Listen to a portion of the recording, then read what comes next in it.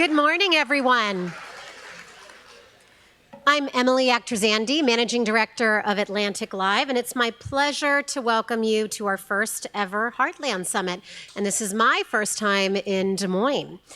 We think this is the perfect time, thank you. We think this is the perfect time to launch this event, the Heartland, from Des Moines to South Bend, from Omaha to Indianapolis, has established itself as a hub for innovation, local leadership, and job growth. The economy is soaring. These communities are driving the American Renaissance. And we are so pleased to be in Des Moines with its vibrant, revitalized downtown, which is drawing new businesses, new residents, and a new community spirit. But as Annie Lowry explored in her July piece about Iowa's economy, there are also challenges ahead.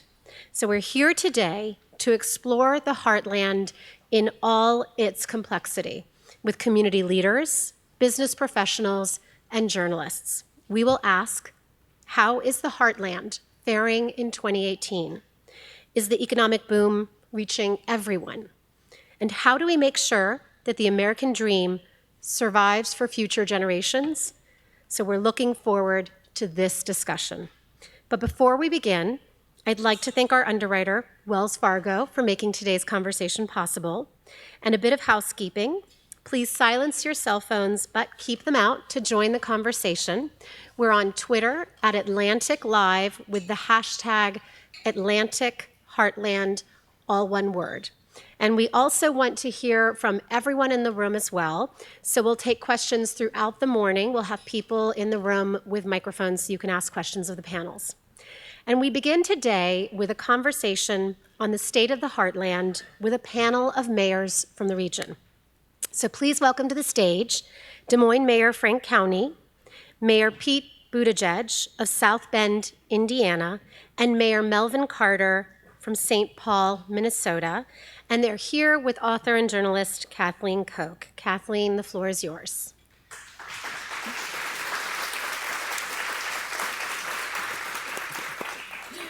Thank you so much. Welcome, everyone, and welcome, mayors. I'm really excited to be here to lead this discussion because I was born in the Midwest, in Emporia, Kansas, just about 4 hours south of here. And I've spent a lot of time in this region with family. I'll be heading to Council Bluffs later today to see family. So I know that this is a complex picture.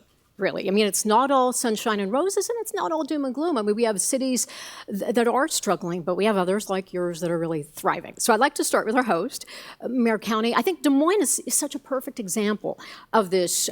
Last year, U.S. News and World Report named Des Moines the #1 most affordable place to live in the entire country. Forbes called you one of the top 5 best places for business and careers. I mean, your population is growing while major cities on both coasts are either stagnating or losing population.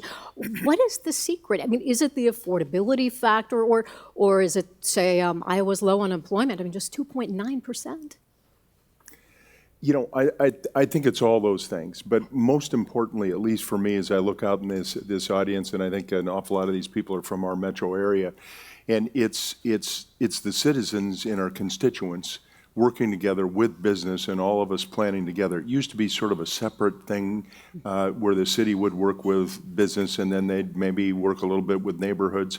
But we try to all plan together because this has to be a great place not only for employers to want to locate a business and have a business, as it was touted and you just noted, but it also has to be a great place for people to live and want to locate here and then seek a job.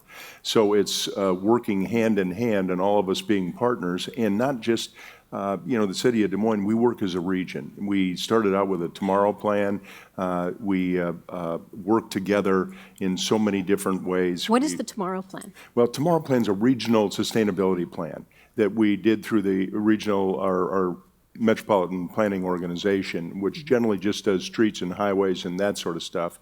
But we thought maybe we ought to plan the area before we start laying the roads down. Good idea. And let's figure out how we get this done.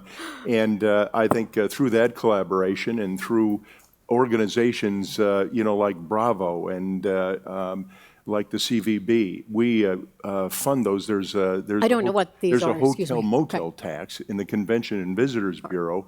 Got it.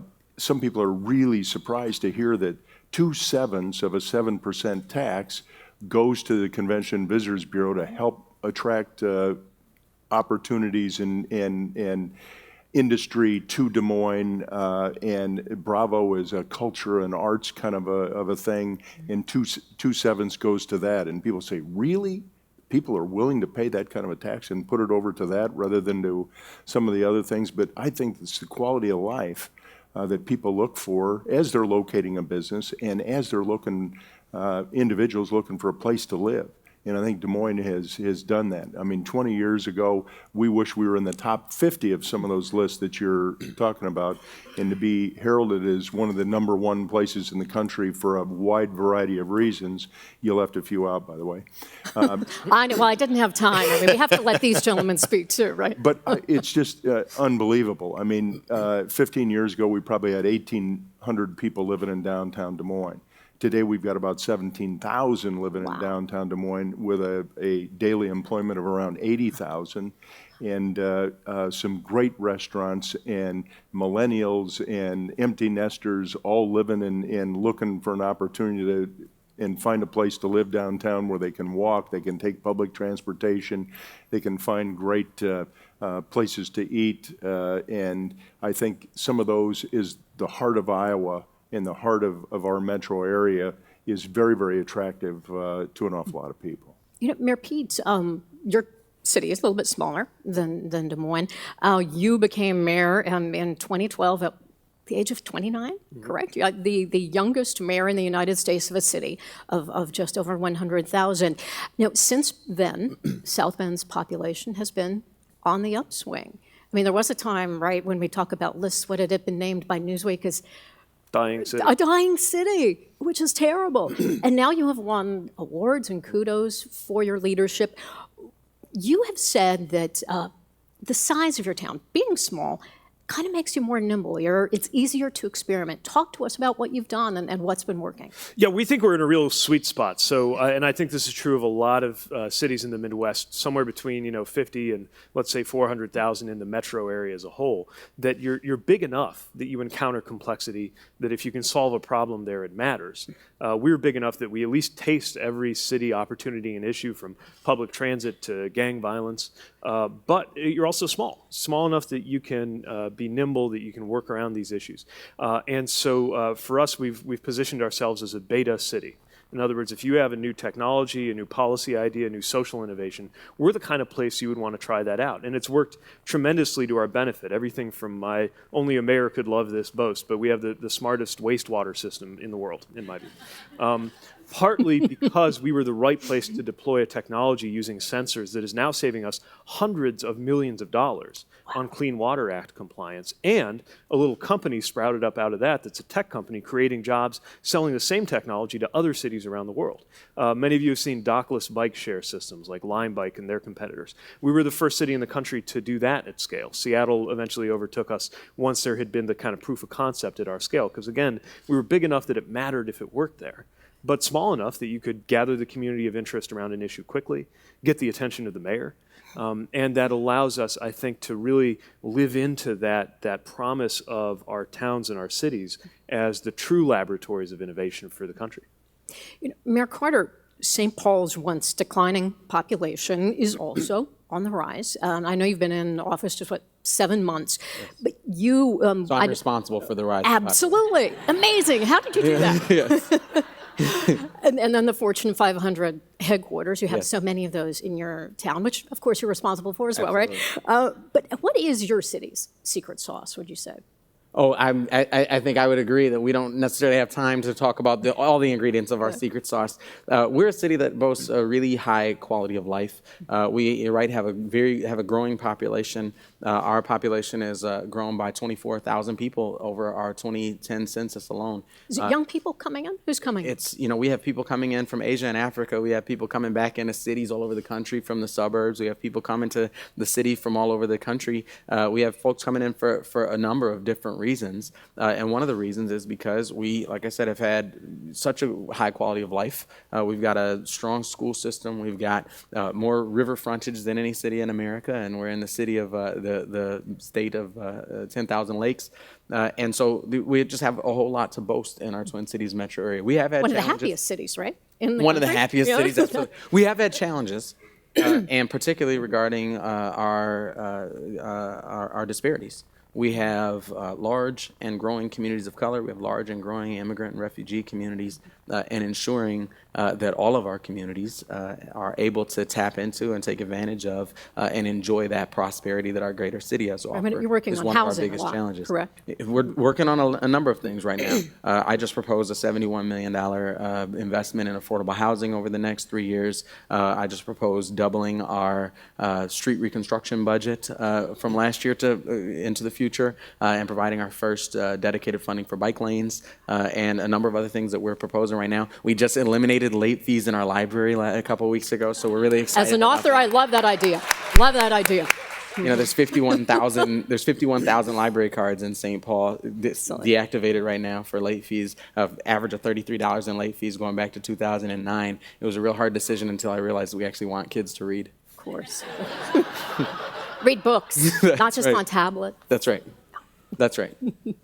Mayor County, I want to go back to you because we are here in farm country. How does a city like Des Moines support both agribusiness and the family farm? Well, agriculture is a huge part of our state. In the city of Des Moines, we have a number of value-added businesses for agricultural products. And I think that in an awful lot of our population, either themselves or their progenitors all came off of the farms. And so I happen to be, one of those. And so there's a relationship between the urban and the rural. And sometimes we as mayors operate sort of in a non-political way. I mean, I have to work with Democrats and Republicans and no parties and a variety of other folks out there. And, a pothole is neither a red pothole or a blue pothole. So we have to figure out how to deal with every single person every single day. And unfortunately, sometimes, there are those that really are all political that start pitting one group against another, and so they'll say, rural against urban. And but really, those of us here in Iowa, we recognize each other's importance and what we bring to the table and how we work together. And like you said, you're so interconnected, right? Yeah, exactly. And, I got to tell you, as we work on water issues, we work on all kinds of other issues. I got to tell you, everybody, rural, suburban, urban, we all care about clean water. We all care about the future of agriculture and where food comes from and what the prospects are of doing that for future generations. And I think that we all are invested in that, and we all need to work together, and we need to overcome some of the divide that sometimes political structure puts in front of us. And I think that mayors and local government are probably a key areas that we can make that happen, because, like I say, we deal with all parties every day, 24 hours a day. Mayor Pete, I was wondering, what role has the presence of major research universities like Notre Dame, just north of South Bend, what role has that played in your city's success? Oh, it's crucial. I mean, I would argue that if a mayor has a magic wand and can put one thing in her city, it could be an NFL team, a waterfall, you should pick a major research university, because the intellectual property that comes out of that, the energy, the activity. But it only works if you recognize that a university is not like any other entity. So you have to understand it's not the same as if you have a military base or a hospital or a major corporation. Now it's more complicated for us because we're actually an industrial city. We built up not around Notre Dame but around Studebaker, and have spent the last 50 years figuring out how not to be the company town that lost its company. Notre Dame's not even in the city limits of South Bend, and yet it's obviously a major employer. But crucially, it's also a source of people, not just at the faculty level, but even the undergraduate level, whose intellects we can put to work on civic issues. issues. Such a great resource, right? Absolutely, and if we get it right, it's not just a resource for us, but it's a resource for them. So to me, the test of a great college town is the town better off that your big institutional player is a college and not some other large player? But is the university better off because it's in South Bend and not some other place? And I think College Town 2.0 is about understanding your university residents, not just as warm bodies, not just based on how much they can spend in your coffee shops or what they do to your housing market or whether you got to bust their parties. I mean, there you're just dealing with them as residents. What interests me is, if, for example, we have a project called the Bowman Creek Educational Ecosystem. It's one of the most economically challenged square miles in our city. A city, by the way, which you might not realize being in Notre Dame's backyard, still has per capita income below $20,000 overall. So we've got some serious economic challenges. We also have an environmental challenge around this underground river. Now, in the process of remediating it, we're engaging students from the civil engineering department, as well as anthropologists who are studying what's going on in the neighborhood, and crucially working with the neighbors in something that is being done with them, not to them. And I believe that will not only make the neighborhood better off, but when these young students, engineering students, for example, are interviewing for jobs, and they know how to engage a tough customer at a neighborhood meeting, how much more convincing are they as somebody you might be wanting to put in front of a client? So we're better off, but they're better off too. Exciting. Mayor Carter, what do mayors like you do to encourage these innovative technology companies to come to your cities and to compete in the Heartland? What is your message for the Googles, the Apples, the Amazons who tend to locate their headquarters on one coast or the other? And though we know with Amazon, they're looking at cities like Columbus, the second headquarters. Sure. Well, like I said earlier, for folks who are interested in water, we've got lots of water between our river and our lakes. And we like to show, when people look at St. Paul, they see opportunity.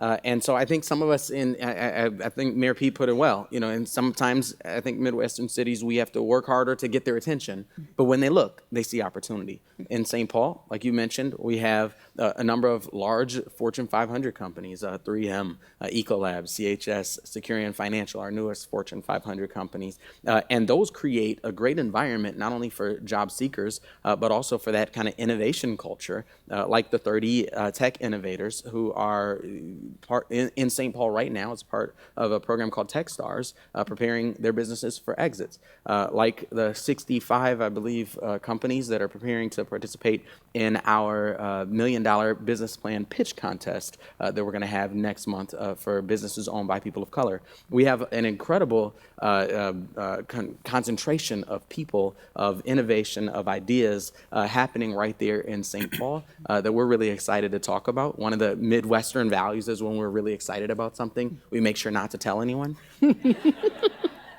But we're breaking that rule, and we're telling them about all those opportunities. We're telling them. But one of the biggest things I think that creates an opportunity for us, all of those companies you mentioned have to be able to compete worldwide. They have to be able to compete globally. So one of the ways we're, I think, switching our lens on how we look at our own city is we're an incredibly diverse city. We're almost half people of color right now.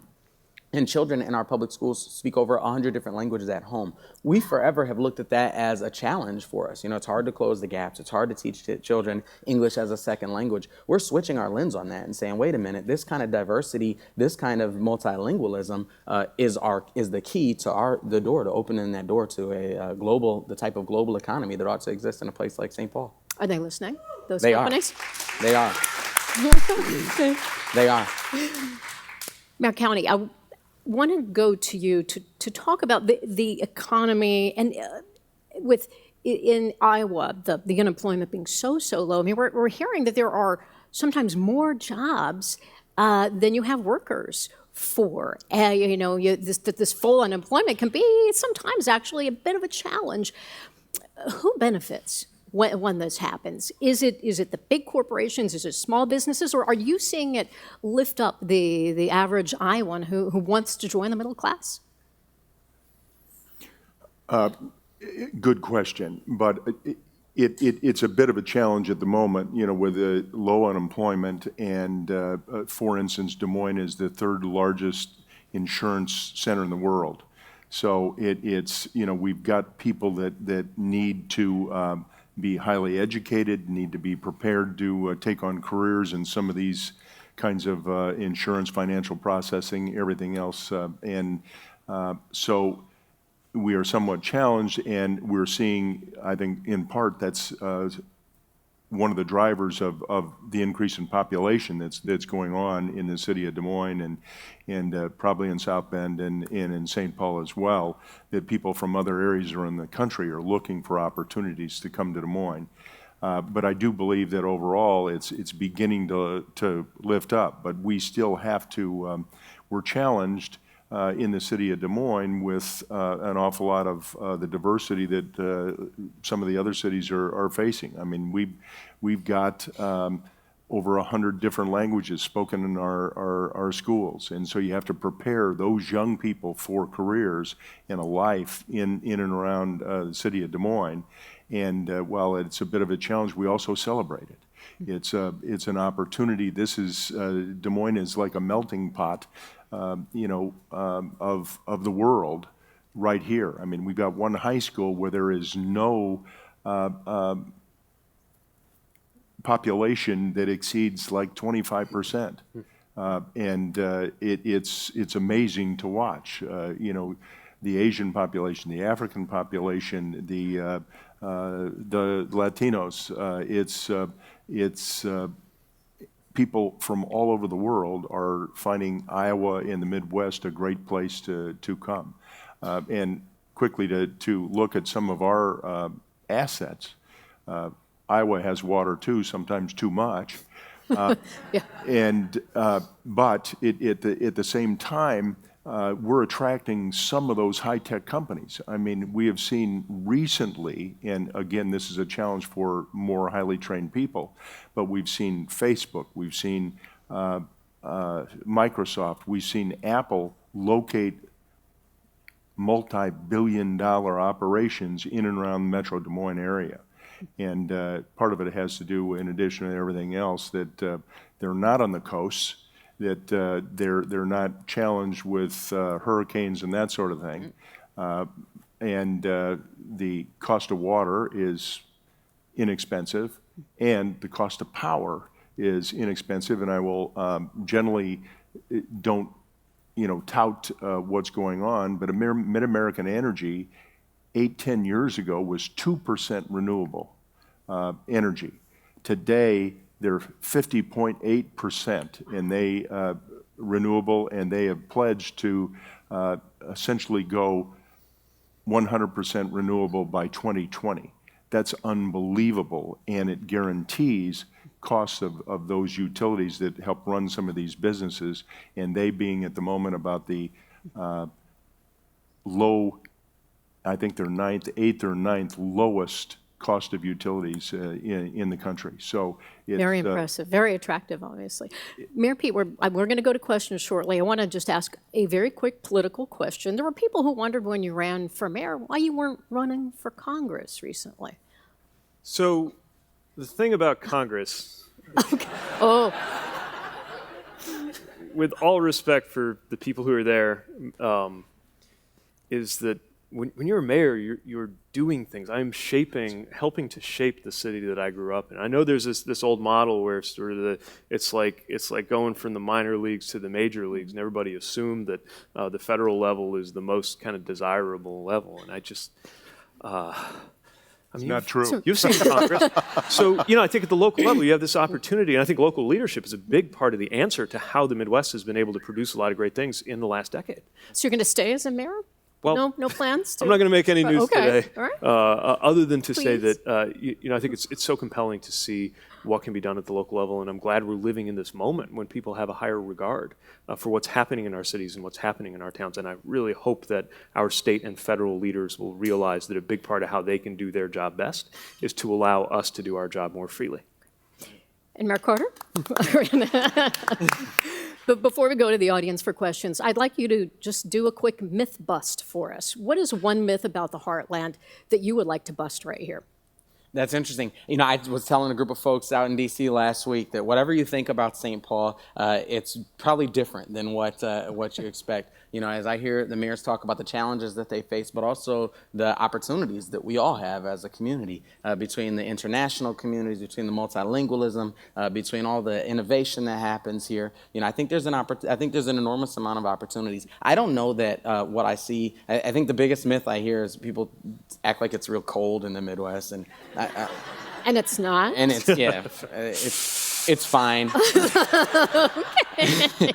But I think what we encounter is people who just haven't taken a look at Minnesota, haven't taken a look at the Heartland to see what opportunities are there. And like I said, when they do take a look and they bring their coats and their hats and their scarves. And their gloves. And their and gloves. their boots. And their boots. And they find out that there's nothing but incredible opportunity.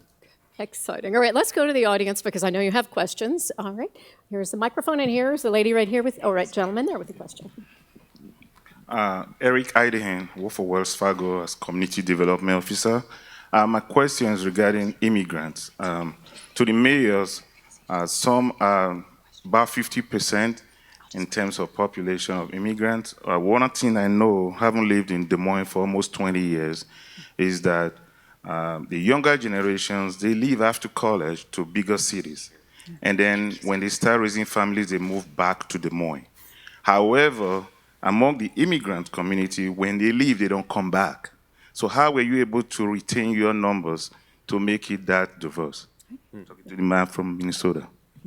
Well, I appreciate the question, and I think it's a really important question because one of the things that I think we can do a lot better, particularly in St. Paul, is say, how do we not just sort of include the immigrants and refugees who are in our city? How do we not just include them in our schools and include them in our neighborhoods and include them in our workforce, but how do we allow them to really touch our community and be a part of building not just we're including you in ours, but we are making ours together.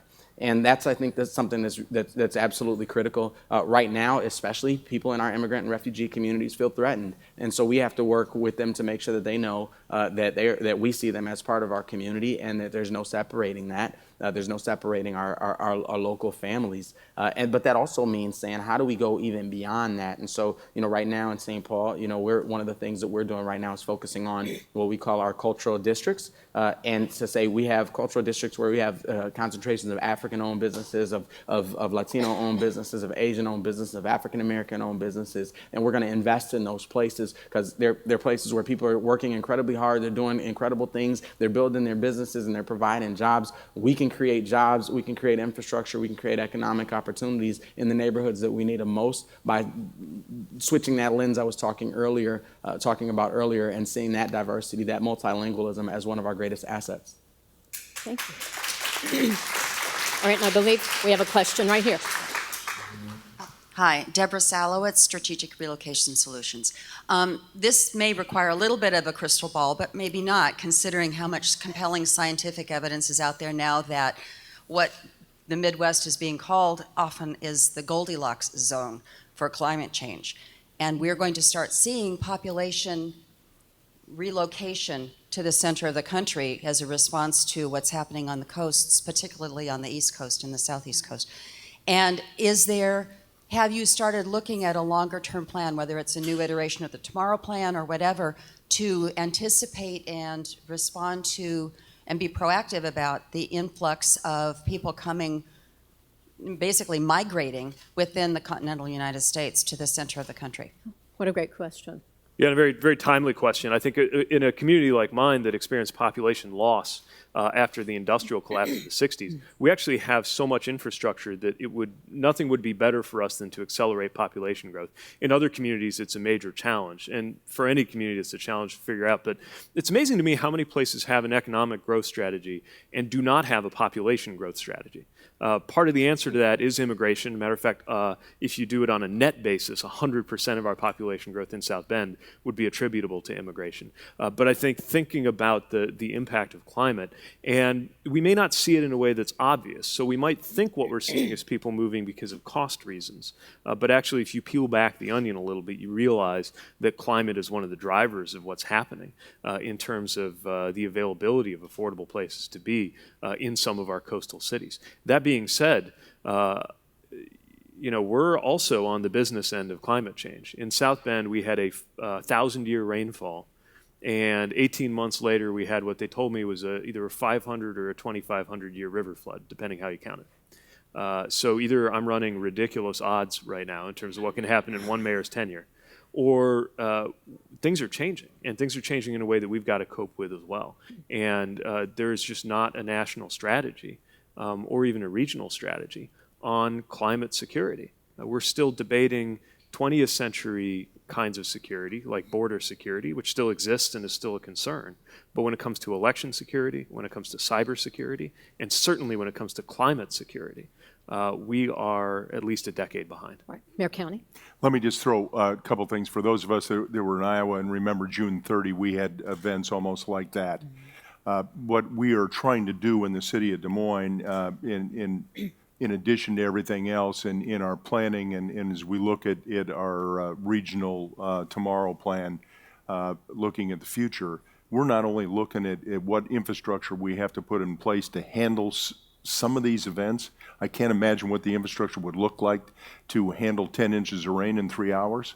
But we're thinking about it. But we're also looking at where we build. I mean, we're looking at the topography of this city, and if we are going to grow, and we are, where should we grow and how should we grow, and how should we build resiliently, how should we build sustainably so that we can survive circumstances that are beginning to present themselves on a very regular basis that looks like 500-year, 1,000-year, 1,500-year events that all of a sudden are popping up every 3-4 years. And we've got a plan for it. We have to look very hard in all of our departments on how we structure our city to protect our citizens. Okay. Another question. Let's see, right here. Great. Right here. Hi there, I'm Gina Skinner-Thibault with the Atwood Center for Women. I was just curious, especially with Des Moines, the One Economy report really shows the disparity. I know we're prosperous, especially for people that look like me, but what are we doing to deliberately address that gap, especially when it comes to, for people of color, especially Black people? Well, we have looked at it real hard. So our Civil Human Rights Commission and Joshua Barr specifically in Des Moines, we are trying to figure out how we reach out to all people, regardless of age, regardless of gender. How do we connect them with opportunity? How do we connect them to services, especially some of the immigrant population? And it sometimes is hard because for a lot of reasons, sometimes they don't speak the language, or they don't trust. We have to be as open as possible and provide as many opportunities to give people advice, guidance, connect them to a lot of the resources that are in and around Des Moines that can help them and give them a boost up and a lift up. And also trying to work with employers to let us know what those job opportunities are and what levels of training people need, and then connect those people to the training to get them connected to the kinds of jobs that hopefully will boost them up and give them an income that will sustain life in a comfortable sort of a way. Thank you all for your questions. I'm afraid we're out of time, so please join me in thanking my wonderful panel of mayors, Mayor County, Mayor Pete, Mayor Carter. Thank you. Thank you.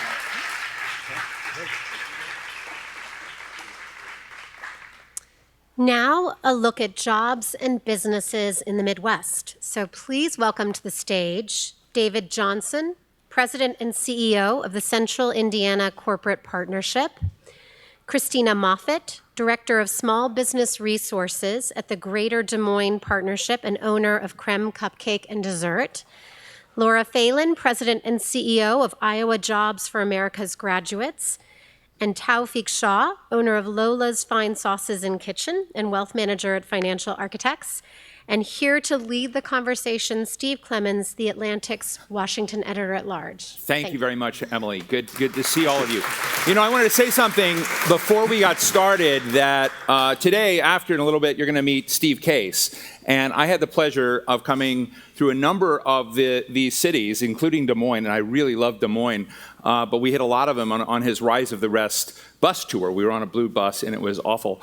But the cities were great. The startup crawls were great. And I fell in love with what I saw were kind of underreported strengths of this region that we didn't see. And I don't know if Mick Cornett is here, but Mick was someone I had the pleasure of interviewing. I love the mayor's panel just a minute ago, but Mick was from Oklahoma City, and he was doing kind of radically unique things of tying people together on challenges, health challenges and others and it was affecting the way they were making investment decisions in the city, and particularly about obesity and trying to get we're going to talk about it when I interview him later, but to try to affect the way the city thinks of itself or the region thinks of itself in sculpting it so that people feel like they can get out and meet one another and they can actually change patterns of behavior. And so I want to talk to you folks about the business side of this.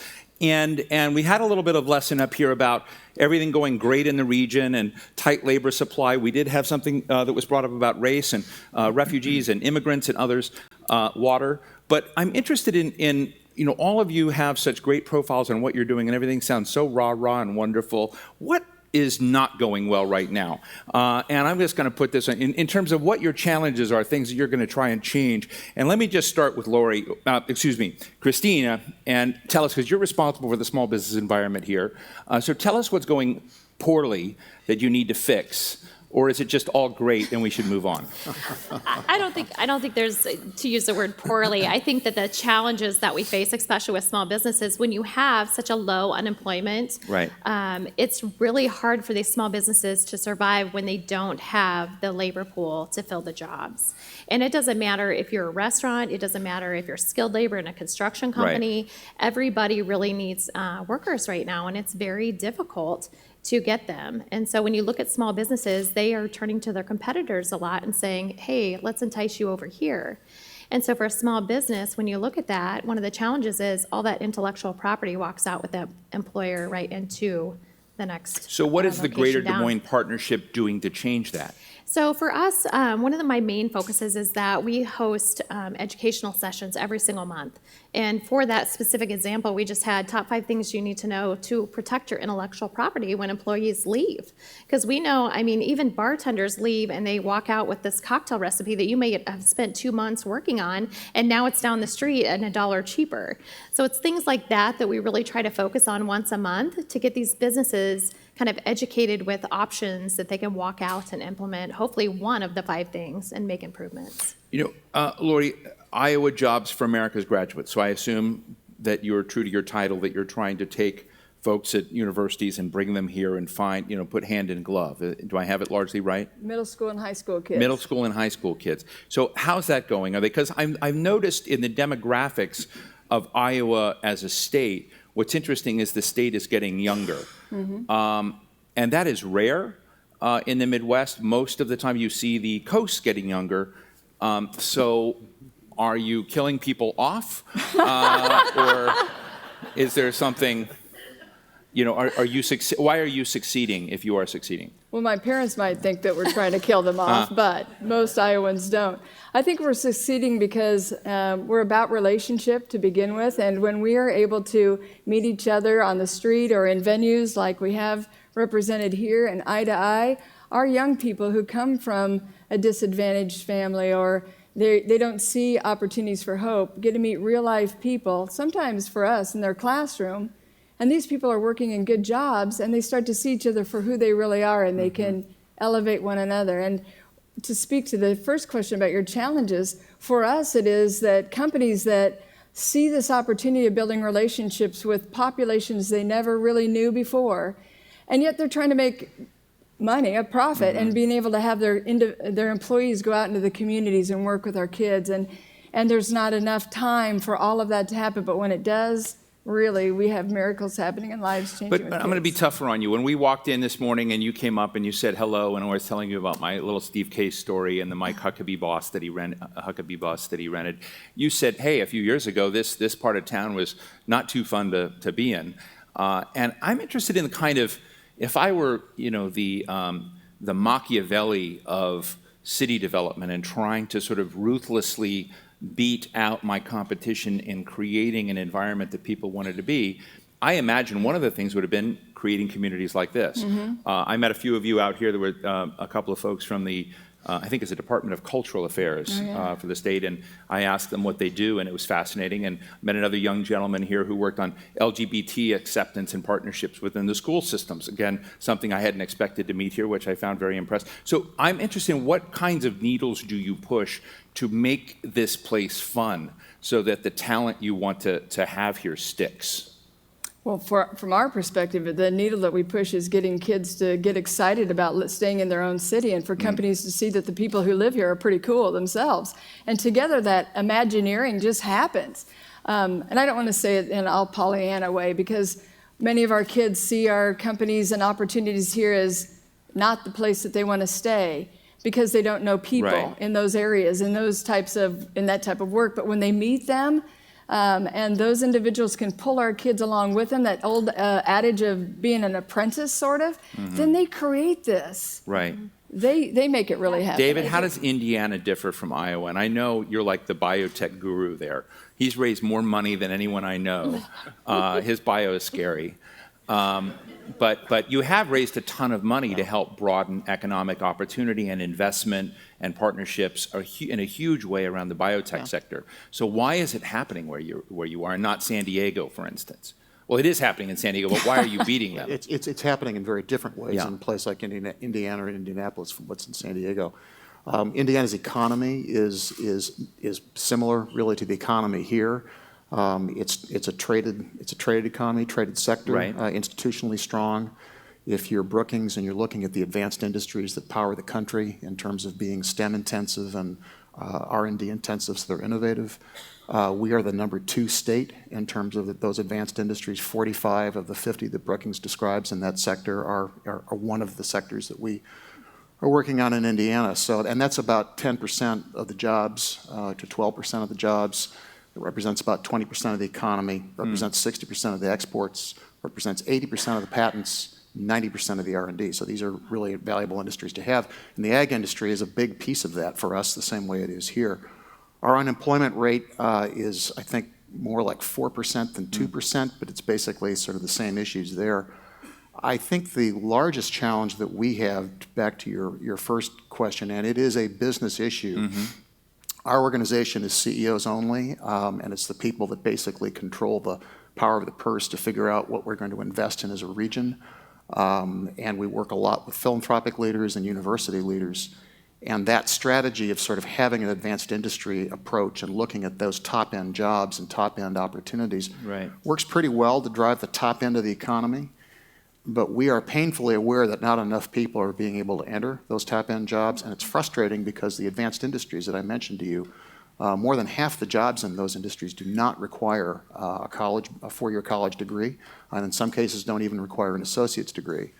But we have real challenges of economic mobility and the ability of people who are in poverty or just in jobs that are going nowhere to be able to get into that sector.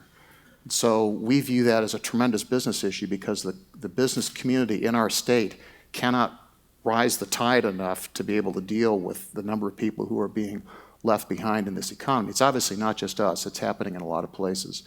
Brookings is going to publish a major study later this fall on what they call opportunity jobs. Is this the Metropolitan Program, Metropolitan Policy Program? It's a Metropolitan Program. It's Mark Muro's shop at Brookings, and they're going to publish a study later in the fall on what they call opportunity jobs. It's a concept they developed actually after Katrina in New Orleans to try to look at how people enter into the economy. And the findings on us will be extremely interesting there, and again, indicative for other parts of the country as well. Everything all of us are doing is really good. It's just not enough, and we need to have a lot more ways to get people into it. It starts, by the way, with not incentivizing jobs that go nowhere. I woke up this morning to learn that in my home city of Indianapolis, we're about to award 9 years of tax abatements to jobs, the highest of which will pay $13 an hour and the lowest of which will pay $8. We should not be doing that. We should be insisting that all jobs, at least that are being incentivized with government money, pay at least 2 times the poverty level, 200% of the poverty level, which for us would be $18 an hour with benefits. So there's some policy issues we can do immediately. There are other issues that also reflect on the inclusion. This is a problem that disproportionately affects minorities, women, and children. And so Well, all thank of you those for are putting issues for all us. that on the table, and I want to come back to it in a minute after we get to our good friend Tafik, who's been patiently here. Like, he's the real business guy. is. But I do think that these issues of how do you bring in, goes back to Gina's question over here, how do you bring in parts of the population that are sitting on the edge of the positive stories that we're talking, that there are real other stories, so thank you for that. Tafik, do you know Daniel Lubetsky? I do not. Does anybody know Daniel Lubetsky? Gotta look up. He's a crazy guy. You all know Kind Bars, the Kind Bars? Yes. So Kind Bars were created by, he happens to be a friend of mine. He is, he just defines himself as Mexican, Palestinian, Jewish, interested in making this. So he created Kind Bars, and he's just, but his fascinating thing are all the identities that came around that sort of forged him. And originally he started out as an activist who wanted to eat better, and so wanted some health food as he did travels. And it just, in a way, because I know that your family is your parents are from Philippines and Pakistan. You're in Des Moines. It's kind of a Lubetsky-esque story. Yes. And now you have Lola's Fine Sauces. So tell us a little bit about your story, but how are you navigating? I think the big takeaways are, how are you navigating this environment? And I'll ask you the same question: what's going well, and what would you like to see these folks here be more attentive to that they're not? Yeah, absolutely. So to give you a little brief background on my product, we're a hot sauce company. We sell it all over the country now. We also sell it in Canada as well. Started right here in West Des Moines, Iowa. Is it going okay with the tariffs? The Trump tariffs haven't shut you down? Not yet, Yeah. not yet. The only one that's affecting is China right now. Okay, yeah. So we're in the process of... So literally, this could be tweeted. The Trump tariffs have shut down your export of hot Right. sauce to China? Right, pretty much. That's actually a story. That's a Right. Go ahead. So it's a hot sauce condiment, and the space is just ever so changing with the food industry and everything changing around it. Products are moving to something healthy, something natural. And our products came from, I brought it to a department potluck, and then from there I took it to grocery stores and to farmers markets, and from there we've been able to work with our distribution partners and had a lot of success in the retail space, working with Kroger's, Whole Foods, Amazon's, and other big companies to carry our products throughout the country for us. How many employees do you have? We currently have 47 contractors throughout the United States, and then we also have 5 full-time as well as a couple partners. And then on the restaurant side, which we just launched here in Ankeny, we have 27 different employees and then 3 full-time as well. So when you get, part of what we're talking about is talent. And so, again, one of the other starker realities of the U.S. as a whole is that entrepreneurship and startups have been declining. And they have not been increasing. And there are a lot of people trying to figure out why that is. I'm going to discuss that with Steve Case. And the idea of kind of turning that around. Some think it's a hostile environment about immigration. Some think it's capital and money issues. But just opening it up when you kind of look at this, because I know that we're living in kind of an oasis where so much sounds like it's going well. But if you could tweak things and you had power to tweak some things to improve the environment so that there was not competitors in hot sauce, but maybe another company across the way that you thought was an important entrepreneurial contribution. What do you think matters to them? What are the sensitive points for an entrepreneur? Absolutely. The sensitive points for an entrepreneur is basically meeting challenges and getting through those challenges. I think the biggest hurdle is just to not be afraid. The biggest thing is to just keep getting after it, and no matter where you come from, what your background is. I mean, after all, I'm Filipino and half Pakistani, and I'm still going after it with our hot sauce. And the best thing is to give back to the community. So the advice I would give to anybody rising to meet those challenges is just be fearless. Absolutely fearless. Christina, have you thought about what these sensitive, touch points are that matter or not for the businesses you work with? So what I think, just to add on to that, is that a lot of reason it declines or that we see businesses for a short time that go away. It's not always necessarily that they failed. It was just fitting a niche in their life at that point. But a lot of people say, hey, I've got this idea for a business, and the family says, that's great. They don't get them onto other resources. They don't help them push that dream because the families like stability. They're terrified as well. And so I think that if we could just even get them to a resource to be able to flush out that idea, we might actually see if it could take off and be something in the community. Dave? I agree with that. I think there's also a challenge in finding, our biggest issue in entrepreneurship and innovation really is not venture capital. It's people who have experience in knowing what to do with it and putting it to work, and finding people like you, frankly, who know how to build a business and who have the courage to do that. And I think in economies like perhaps the one here, certainly like ours, in which the history has been more large companies, it takes a certain leap of faith and courage to decide you're going to go it and start a business like the two of you have. And there need to be some other people around you who have done it too and can really tell you how to make it happen, how to make it work. That's our biggest challenge, is being able to find those folks and then continue to work with them to keep them making things happen. Our experience, at least, and I'll bet this is true here too, is that once people find success as entrepreneurs, they love it and they keep doing it and they don't tend to move. They even if they're very successful and sell a business, they'll come back and start a new one because they really want to do it again. I would agree with that. Lori, when you deal with your high schoolers and grade schoolers and you're looking into their brilliant excellence at gaming, what do you see in the future that we may be missing? I'm going to ask this in a serious way, and let me just overtalk this for a moment. There's a guy named Jim McKelvey. Jim created something called Launch Code and was the co-founder of a company called Square. You may know Square. That's how you can charge your credit cards. Jim was from St. Louis, Missouri, as was Jack Dorsey, and so they were did this, and they did something truly impressive to me, which is to go out and create an organization that would train people or retrain people in coding. And oftentimes it was people who had been in jail, it was people who had health issues that kind of put them on the no-go list with some companies that were hiring. It had some speed bump in their lives, and Jim turned them into unbelievably world-class coders. And then found that the problem was not the skills of people, it was risk-averse human resources departments. And then began using the kind of celebrity that he had to sort of call out these HR departments and embarrass them. Called up Cisco, called up places, and began putting himself on the line and saying, you're not giving people a second chance. So I just want to say, both on the high school side, and the kind of the wired kid that's coming up the way, but also people that have just things that go wrong and happen, whether or not we need to do more, maybe in this area, but just generally when it comes to kind of bringing talent into jobs at the level that David's just talking about. What do you think can be done? Because you run an institution. Do you think your institution can handle kind of the second chance economy, if you will? Yes, we can, and we need more of us, to be honest with you. There's just not enough. We serve 3,500 kids statewide, and there are 60% of the kids in the schools today that need us. So there's that. But the kids that we work with, the kids that come from some broken lives and stuff, it wouldn't matter if it's high tech or if it's in engineering, manufacturing, anything STEM. They could get hooked to it if they had somebody believe in them. They can't even imagine what it would be like to step into these worlds, this conversation that we're having about Indiana. All they know is that they have a desire and passion, but the fear that they carry with them of everything that is from their life brings that forward. And they don't know. There's so many people that don't look like them, and they're bumping up against them, and they don't even know how to say hi. So the worlds of nonprofits where we're able to bring those folks together, and the people that are successful can talk about their brokenness too with our kids and help mentor them along. It just really makes a difference. And our kids can imagine themselves working in a company that before they thought, you guys are very uptight and you're very white, but I kind of like you, so maybe we can get together. And they can create, I think we're a hot sauce company, to be honest with you, bringing those folks together and being able to do that.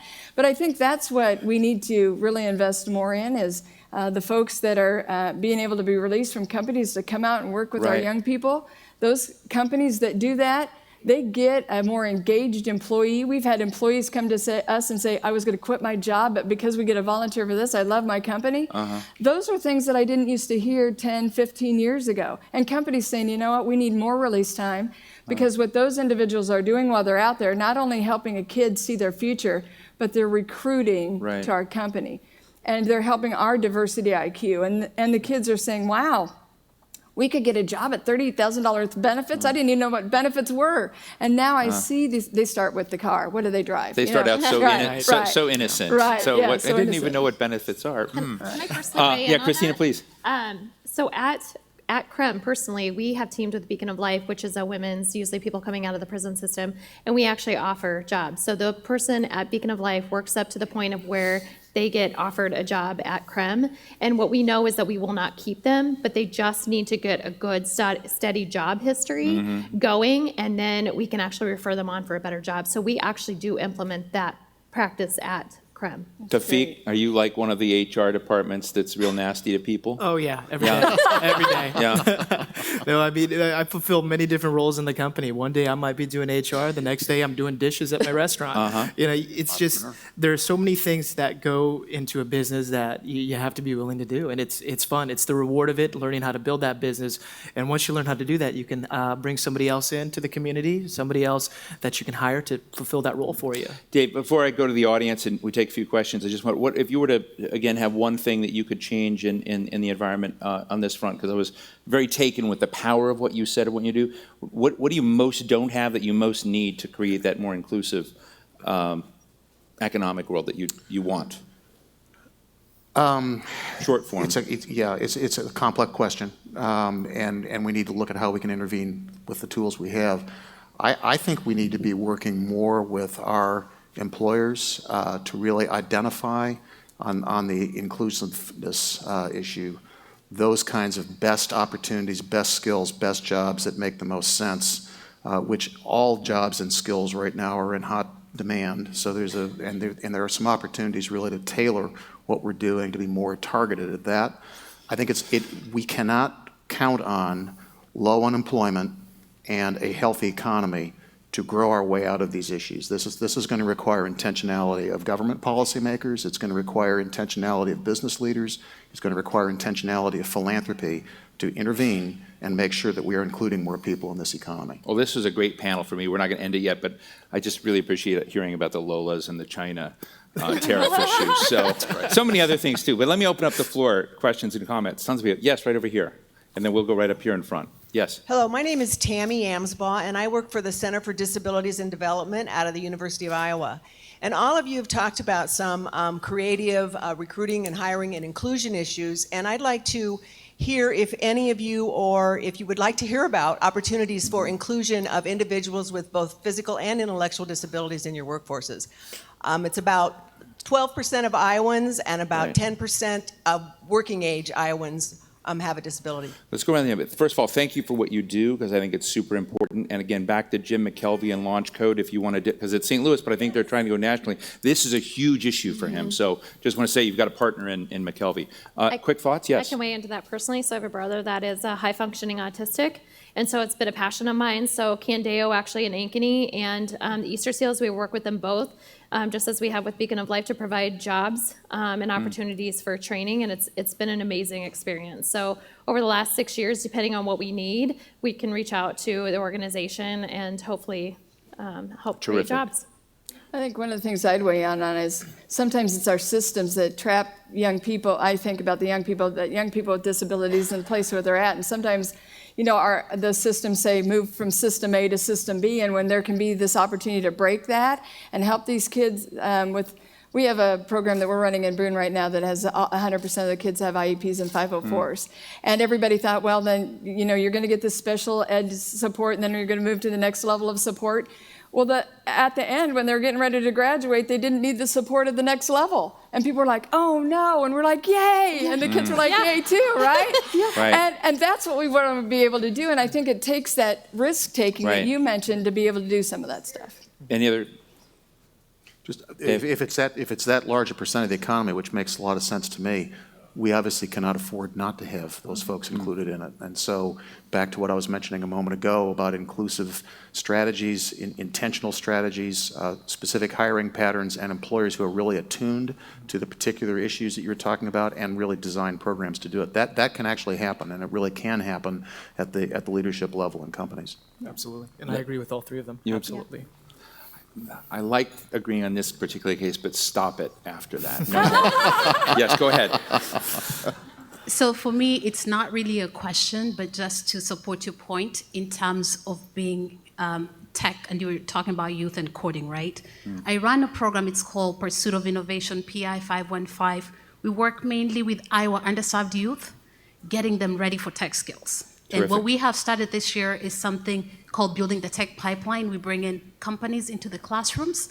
We impact over 100 students, and we're very unapologetic. When we say this, we're grooming a talent that stays in Iowa and calling out businesses, because every business talks about how they lack talent. When I'm in schools every single day, when I leave here, I have 2 classes. I meet kids who are very talented. The mistake businesses are making, and we're trying to change it, is this. It's not that the talent lacks. Right. It's that they have not been groomed for the workforce that you need. So I was just adding on to how do we groom talent. A powerful comment. Thank you. Yes, And- Dave? And the reason that is really important, what you're doing, you are showing those children that those opportunities are about them. Yes. They're about their future. They're not about somebody else. They're for them. Any other questions, comments? Right. Yep. We actually can't see any of you. We're totally blind. We're blind up here. Yes, hi. Hi, I'm sorry, the second question I get to ask. Oh, but, Deborah I thought you were an Salowitz, entirely Strategic different Relocation. I other know, person. I totally changed my Yeah. look. The concern I have, we keep talking about low unemployment numbers in the Midwest and in Iowa in particular. What we're not talking about is that low unemployment is also not taking into account the fact that we have really low minimum wage. So we have a lot of working poor, people who cannot who cannot live a life, even though they're working full time, and sometimes they're working 2 full-time jobs. How is the panel, and Dave, I think maybe you in particular might be able to address this, going to affect that change? Because we have a mandatory minimum wage by the state. So our that time is unlivable. our time is up, and we're going to go to this. I just want to say, because I'm going to steal a little bit of time to add to your excellent question. Again, this is a totally balanced question, but I was reading the Bob Woodward book, and there is a segment in the book where Gary Cohn, the former National Economic Advisor, is talking to President Trump about economics and looking at the future of robotics, automation, AI, and he says, we really don't need to worry about the conditions of workers rising or wages, because we have other things that are going to impact us that are very good, so don't mess those up. So part of the question, which I can add on, is you've got a low minimum wage, and you have other giant macro forces about to hit the economy that make it hard to fix. And so just quick responses, 20 seconds each. Dave? Those macro forces will make the automation and the AI parts even more pressing, because there's going to be a need to do that. Again, it's going to require intentionality. It's going to require different policies for recruiting businesses, different policies for educating. Community colleges are going to need to focus on those jobs that actually will pay a living wage. You need to know what it is for your community. You can do that, though. Christina? I would agree. I mean, it has to take intention, and being in the restaurant industry, I don't know anybody that's paying minimum wage, because you can't get talent for that. And if they are paying, less than, honestly, $15 an hour, it's literally a short part-time person. It's not somebody that's trying to live off of that wage. But it also will take just the community coming around and saying, I'm willing to pay a little bit more for a product as well, because restaurants, literally, their profit margin's only 4%. Yeah, Fascinating. Lori? In our work, we have to jump those jobs. Our kids can't live there. They have to go to those jobs that are paying higher wages. And if our employers can be able to help see their way through some of the red tape and eliminate some of that, and some of our education systems can get out of the way, then we can make some of that happen. Tawfiq, do you support raising the minimum wage? Well, to piggy off what Christina said, I do feel that we do need to pay our employees a little bit more. We do that, seen it in the restaurant industry. If you pay anybody less than $15 per hour, you're really not going to get a good quality employee. They're going to go down the street to the next employer. Ladies and gentlemen, Tawfiq Shah, Lori Phelan, Christina Moffett, David Johnson. What a great conversation. Thank you, guys. Thank you very, very much. Thank you. Thank you. Thank you. Thanks a lot. Thanks so much. Thank you, everyone. And next, a session produced by our underwriter. Please welcome to the stage Stephanie Purick, Executive Director at the Neighborhood Finance Corporation of Des Moines, here with Martin Sundquist, Senior Vice President and Executive Director of the Wells Fargo Housing Foundation at Wells Fargo. Thank you. Well, good morning. I'm excited to be here with Stephanie Prush of the Neighborhood Finance Corporation here in Des Moines, and talk about an important topic, which is a collaboration around public and private work. So welcome, Stephanie. Yes, thanks for having us. Yes. So I have responsibilities for housing philanthropy and neighborhood impact programs. And about 6 years ago, we started to work with an organization called NeighborWorks America, and now NFC is an affiliate of NeighborWorks, right? Correct, yes. Yeah. And we launched a program called Neighborhood Lift. And in 6 years later, more than 60 markets that we've been to, and less than, well, I guess it's a week from tomorrow, we're going to launch the program right here. Exactly. We're very excited. You're very excited. So why is down payment assistance in the area of Des Moines important? Well, so Neighborhood Finance Corporation is a lender, and our mission is neighborhood revitalization. We do purchase and home improvement renovation lending. We've been doing that for 30 years, and down payment assistance is so important to overcoming those barriers to home ownership. It allows people the funds to be able to purchase a home. It also overcomes affordability because many of our borrowers would have we have a second mortgage that we do so people don't have mortgage insurance, and that's a large fixed cost monthly. And if they can get a large, like with Lyft, and get that $15,000 down payment, they often can eliminate that. So it just creates affordability and helps them be more economic viable with an affordable loan and some equity in their property. That's great to hear. Thank you. Well, let's tell the audience a little bit about the program. So I mentioned we started it 6 years ago, and we believed at the time that coming out of the housing crisis that having a program that could help light a spark in a community around the possibilities of home ownership and helping low to moderate income consumers pursue the dream of home ownership. And so about $400 million in the program so far, more than 60 markets that we've been to.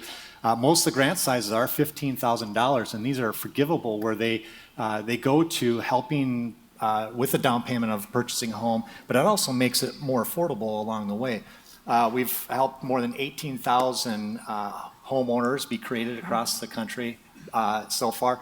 And we know next week is going to be incredibly important in this community here. One of the requirements to earn the down payment assistance, and by the way, it's forgivable, so over a period of time you earn the full value of that down payment assistance grants. One of the requirements is to have 8 hours of HUD certified education. So why is HUD certified education and counseling important to a program like this? Well, NeighborWorks has done studies that have shown, one, that though sometimes people think of it as like a hoop they need to jump through, once people take it, they always, 90% appreciate the knowledge they learn and feel that it made them better prepared for home ownership.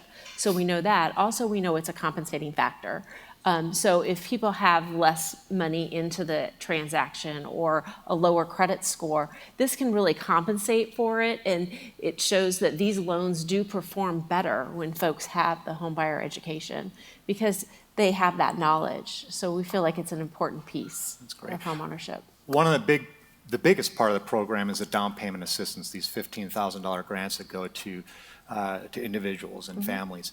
Another piece of the program is our local initiatives, and there will be about $300,000 that will be invested into the community here around neighborhood revitalization efforts. And I know you've done a lot of work around neighborhood revitalization. Why is that important to a community? Yeah, so just for perspective, for those that aren't from Des Moines, we do about, our borrowers do about $8 million worth of renovations in some of the central neighborhoods of Des Moines, West Des Moines, and we just started lending in Windsor Heights and Cedar Rapids as well.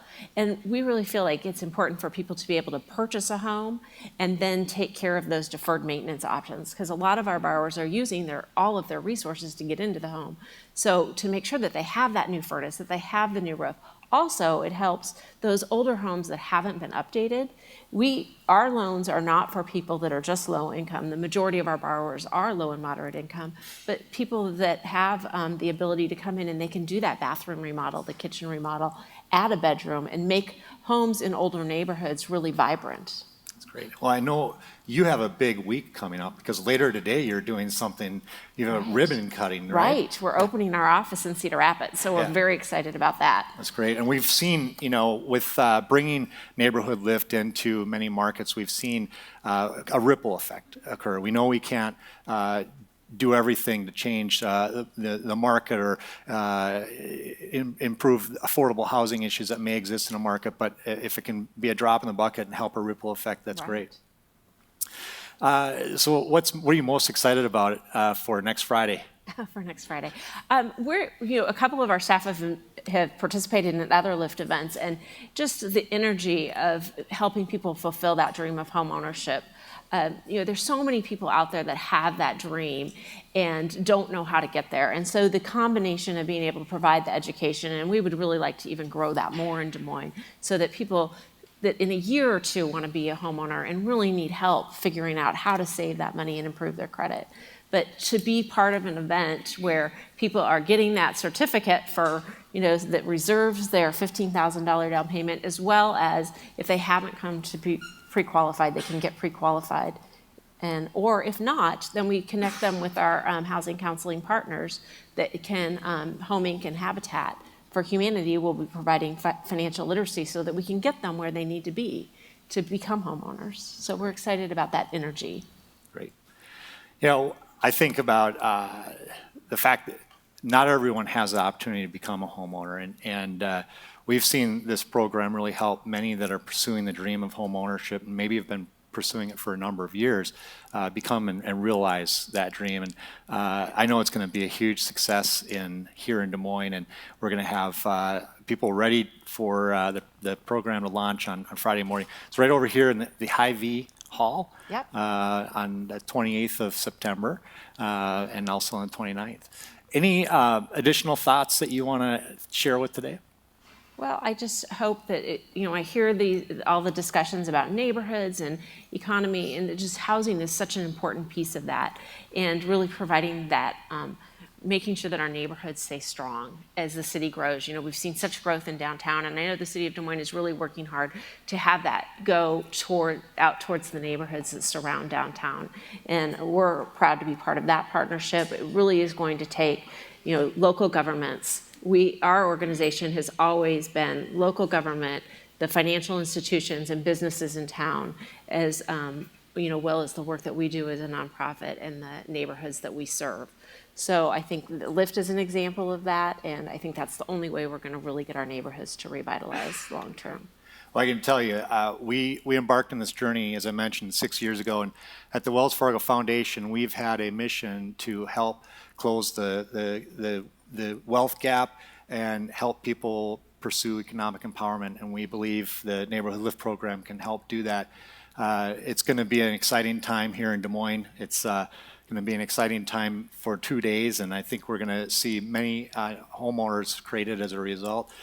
Just thank the time with you today, Stephanie, and thank you in advance. We could not do this program if it weren't for the great organizations like NFC and like NeighborWorks America. It's truly a model that we've looked at that has really emphasized the importance of these public-private partnerships. And we've learned a lot as a result, too. We learned that housing counseling can be an important element to our business model, and we've actually incorporated that into other things we do. For instance, our Your First Mortgage product, which has helped more than 50,000 people become homeowners in the last 2 years. So just thank you so much for what you've done to date. Thank you for what you will be doing, and I really look forward to being with you again in a week. Yeah. Thank you. Thank you.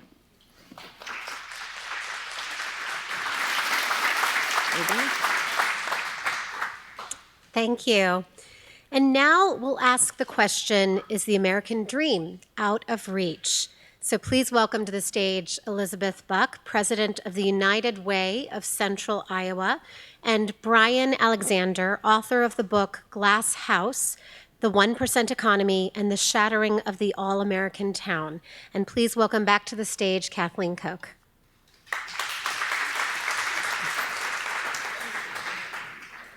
So Brian and Elizabeth, before we get started, I'd like to really define what we're talking about. What does the American dream today mean to you?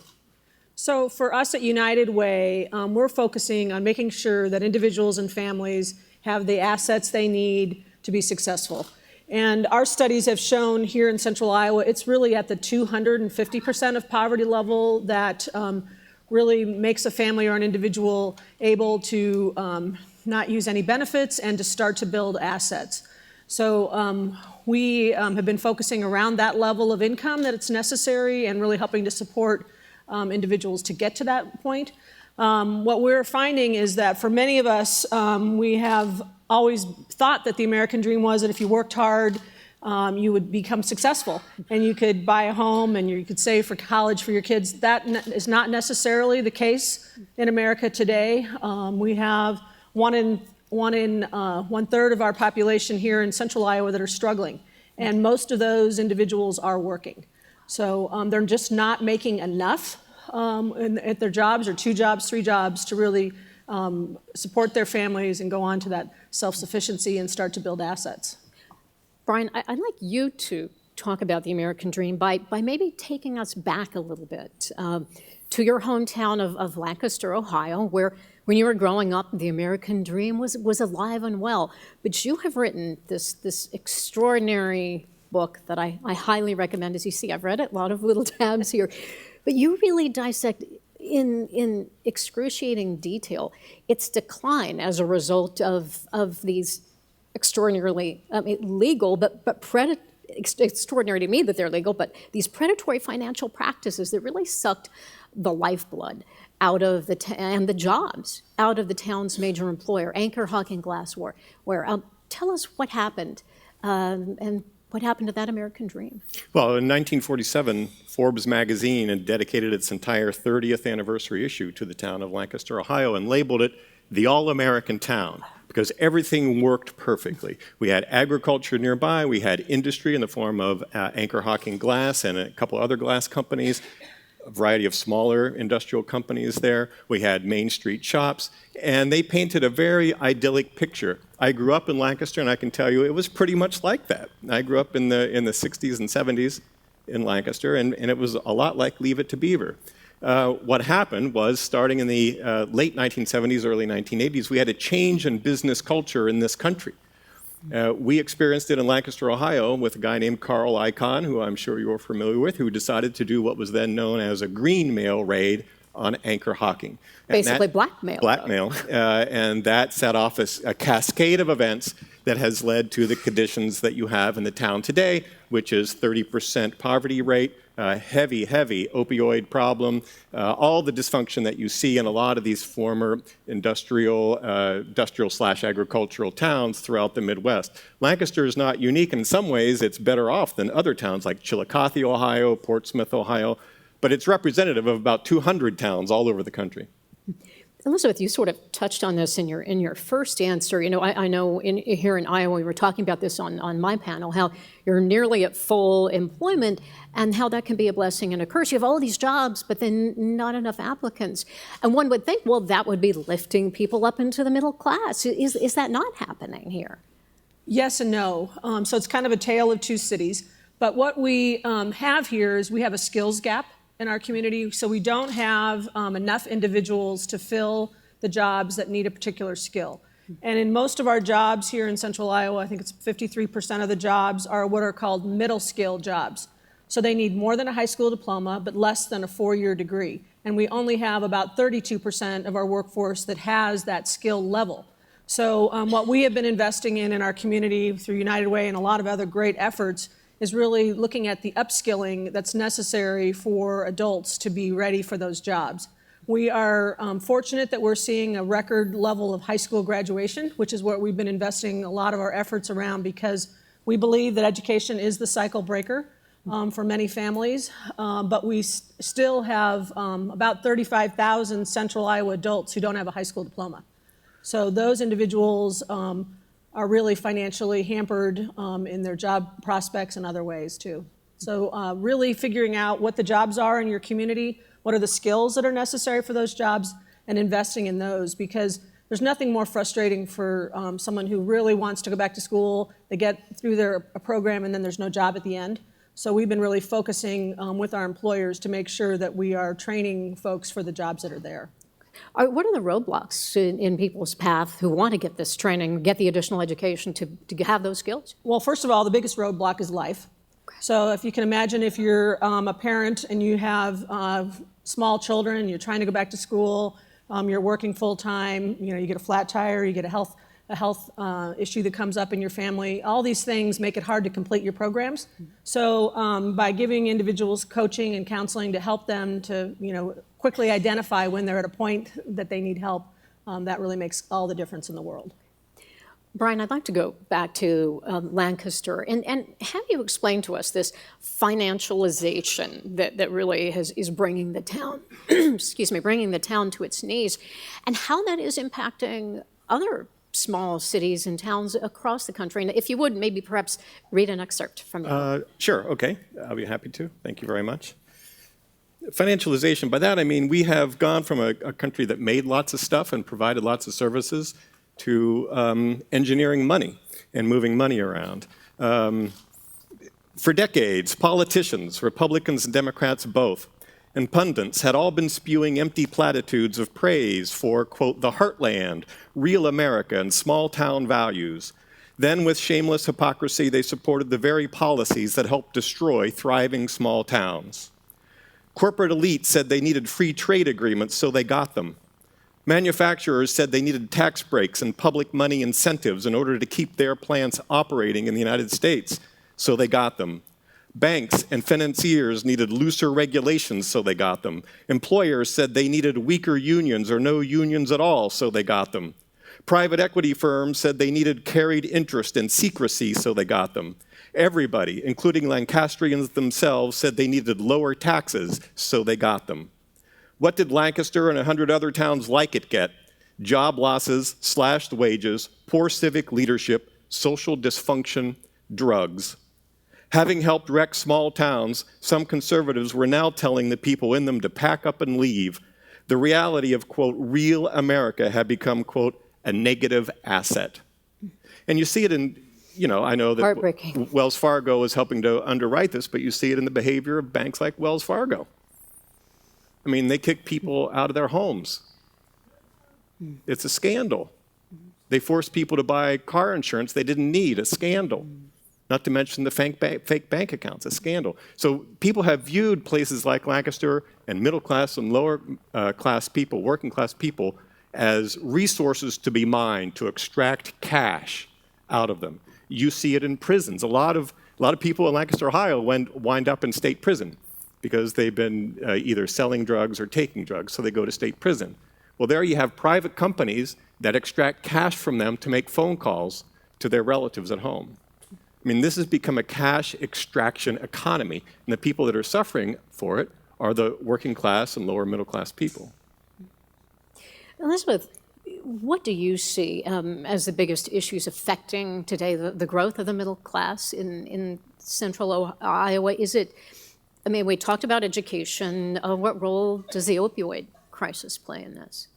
So the opioid crisis, of course, is hitting folks at all financial levels, so it's not just a low-income issue.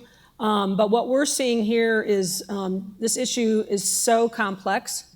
It's everything from transportation to food insecurity to education to childcare. So you can't just deal with one part of this issue. You have to deal with the whole.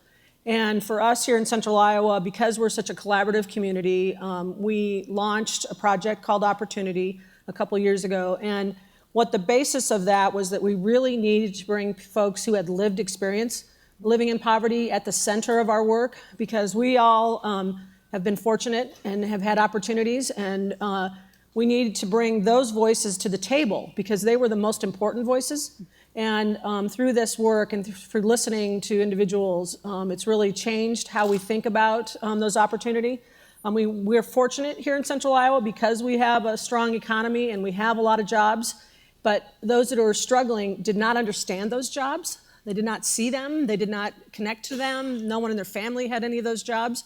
So, and the folks who in our corporate community didn't understand the struggles of those who were struggling in our community. So when we brought all of these sectors together to talk about it, learn from the data, first of all, and all of our work is data-centered because we need to be measuring what's happening in our community and what pieces of this puzzle, changing it, makes a difference. And through this work, last year we were able to reduce poverty for 11,000 individuals in Polk, Dallas, and Warren County. It's the first time we've changed the trajectory of our community. Our data was going the wrong direction, so we had more people in the last 10 years who are struggling. So we finally turned the curve. I think that's a very important point because it has taken 35 years to put towns like Lancaster and these poor communities that used to be wealthier communities, it's taken 35 years to sort of crumble all of that and erode all of that. So that's a generation and a half. Yep. And so there are a lot of people that you are helping, the United Way and Lancaster, Ohio is also helping, with the most basic skills. How do I take the bus to go to the Jobs and Family Services Center, in the case of Ohio, or how do I show up on time for a job? Very basic stuff that you and I might take for granted. We need a total rebuilding of that. It didn't get destroyed overnight and won't be rebuilt overnight. When the way of solutions, what do you see? I mean, when you talk to the folks in Lancaster while you're writing the book and other research you've done, what do you see as the fixes? What do they want? Well, education is really important. It's interesting. The Ohio just came out with its state report cards for city schools. Columbus City Schools got an F, Lancaster City Schools got a D, and Lancaster City Schools got an F for preparing their students for the jobs of the future. We need to put money into our schools. We need to pay teachers more money. I also think that some solutions have to happen at the federal level. We need better regulation of finance in this country, so that things that happen in Lancaster, Ohio don't get to happen anymore. There's leveraged buyouts. Yes, leveraged buyouts. For example, right now in this country, private debt is the highest it has ever been. Sort of debt that's not done by our traditional banks, but by private equity firms, hedge funds, and so on. It's never been higher. So there's this we are very highly leveraged right now, and it's kind of this parallel economy that's going on. If that crashes, we're all going to have another great recession. So some better regulation on the federal level. Elizabeth, before we go to questions, I'd like you to talk about United Way of Central Iowa's goal by 2020 to lift up the percentage of Central Iowans who are financially self-sufficient to 75%. Right. How are you going to do that? Right. So like I mentioned to you, this opportunity plan and bringing folks together in our community around this work, that's one dimension of it. The upskilling that I mentioned is another large piece of that. We're also having to focus energy on essential needs. There are just a large number of folks in our community who need to be shored up before they can go into training. We saw a record number of Central Iowans who used the food bank in July. I think we saw a 19% increase in our food pantry usage. So what's going on in our economy that's driving folks to our pantries and are feeling the food insecurity? And part of that, and a big piece for us here in Central Iowa, is affordable housing. So that's why that last panel was so exciting to me. But we're about 8,000 units short here in Central Iowa of what we need to take care of the low-income individuals who need that affordable housing. So it's a complicated puzzle, but collectively we can really make a difference if we all come together around some of these common goals about what needs to happen in the community.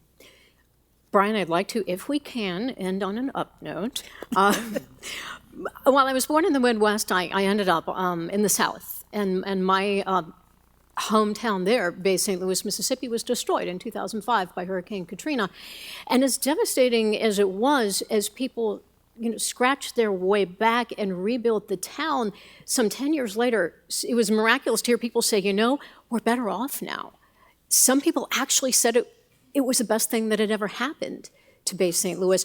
Do you see any chance that towns like Lancaster, with what they're going through, can they too, rise like the proverbial phoenix from the ashes?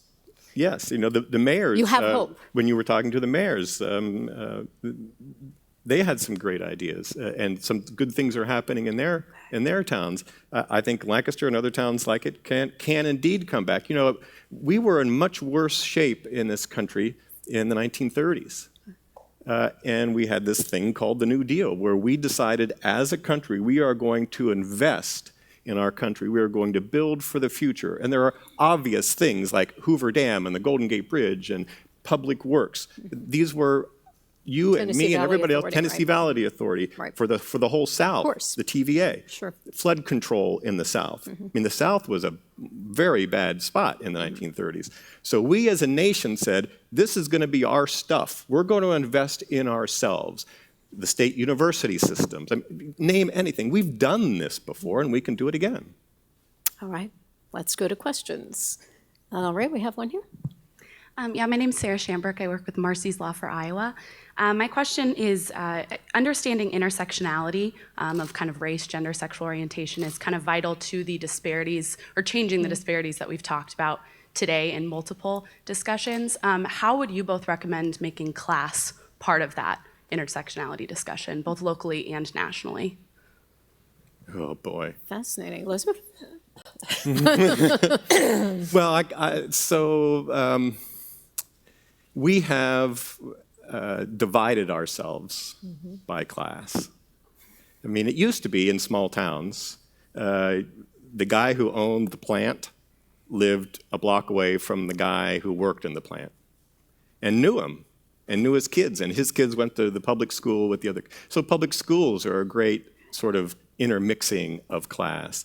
I mean, people are free to live wherever they want and have the kind of lifestyle they want. I'm not suggesting we somehow outlaw that, but we've got into this cultural habit of, I need a gate and I need to have the giant arched, McMansion thing, and I need like McMansions around me, and I don't want to see poor people or laboring people. I don't want to be around them.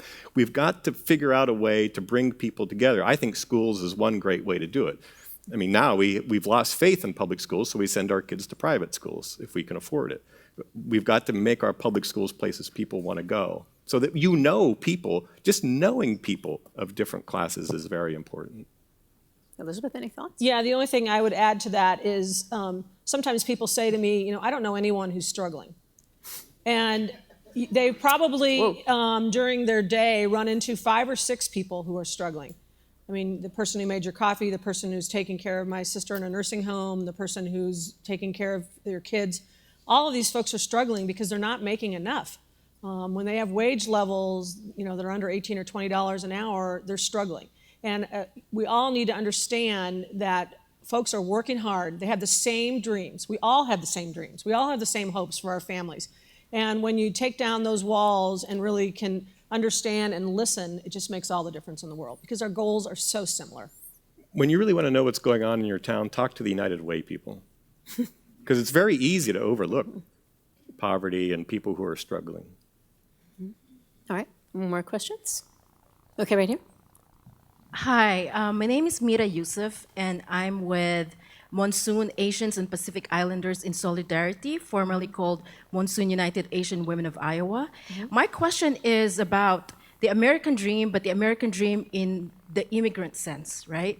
Because when we think about the American dream, we have to think about it like transnationally. Right. This is the reason why immigrants are coming here. Yeah. But I think if we can add the conversation of what is going on about the immigration issue, and also like who is really benefiting with the American dream, because people of color, especially Black folks, Latinos, Asians, Muslims are not really part of that dream. So then how can we like really insert ourselves within that dream when we were really never really been part of it? Fascinating. Yeah. Thank you very much for that. Yeah, thank you for raising that. I think there's just so many places where doors need to be opened for immigrants and refugees and individuals of color all across our country. So taking down those walls, as I mentioned before, looking at the opportunities. I mean, I think there's so many flaws in our policies right now. I mean, we have a policy right now that immigrants and refugees only get assistance for 90 days. I mean, who of us, if we were landed in somewhere else, could get on the ground in 90 days? I mean, it's just not realistic. We in our opportunity work, we elevated the child care cliff. We have policies in our state and our country that are hampering individuals to be successful. We have working folks who need child care assistance. I mean, child care is very expensive. For many families, it's higher than their rent payments now. And so, we have to be able to assist folks to get through these burdens that they have and to open doors for everyone to be successful. Brian, thoughts on that? Because it's interesting. I know in your book you mentioned that Lancaster was once considered the most lily white city, in the country. Right. Yeah. It was. People still call it the whitest town in America, which can't be true. I know there's got to be some place in Idaho or something. But I would personally like to see some better rhetoric from our national leadership on the issue of race. That might be a little bit helpful because it's very easy to divide people. There's an interesting dynamic that happens in small towns, which is a concern about the outsider. So you'll see like one of the 3 black people that live in Lancaster, Ohio, and he's friends with lots of people, but that's because he's there. Then there's this amorphous other outside, and they're getting all kinds of benefits, but we don't know what those benefits are, and we're suffering here. And so you get this kind of racial tension, but the guy in their town, they know he's fine. So when critics of small towns say, oh, they're all racist in small towns, I say it's a little more nuanced than that. There is certainly racism in small towns, but there is really a kind of great Midwest welcoming aspect. Once you get to know the guy, he's your neighbor now. He's okay. But there's still this suspicion. And so I would like to see a way to talk about race on a national level that's a little bit less divisive than what we've been hearing lately. Well, I thought it was interesting on the panel that I did earlier that the mayor of St. Paul was talking about how that vast immigrant population, that they have very much welcomed is benefiting. Oh yeah, the city. Well, there was a documentary on PBS Frontline about Dayton, Ohio, which I thought was very interesting. Very much echoes the situation in many towns, and Muslim immigrants have come in and helped become entrepreneurs and rehabbing part of the town. You need immigrants in suffering towns. Mm-hmm. All right, do we have more questions? Let's see. If not, then any closing thoughts? We started out with the American dream. Is it still attainable? What are your hopes for it as we look to the future? I think for us, our hope is through education. And it can't start just in high school. It has to really start at birth.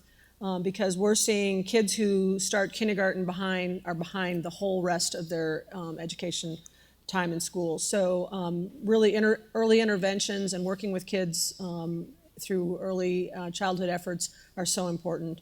Preschool for all day is really where you're going to break the cycle for many kids and many families. Yeah, I agree entirely. Also, infrastructure, roads, bridges, dams, sewer systems, water systems, and so on are very, very important, and also put a lot of people to work. And connecting people with jobs, also being willing to be mentors. A very, very quick story. I was in another small town in Ohio that has suffered a great deal up in the northwest corner of the state. And I was speaking to a guy who has a small company, and I said, I hear everywhere that there's more jobs than people, and people just don't want to work. And he said, he used a bad word, I won't say, and he said, that's BS, and all you got to do is pay them a little bit. And so he takes people in and he gives them at least $15 an hour, and he does not drug test them because this is a town that's very much affected by drugs. And pretty soon, usually, not always, usually employees, he trains them, and next thing you know, they're not doing drugs. And they've become good employees because somebody has taken them under their wing. So a lot more mentorship and apprenticeship by companies who can take somebody who maybe isn't the best educated, but can be trained within your company to become a good employee. Thank you, Elizabeth, Brian. Thank you. Thank you all for your questions.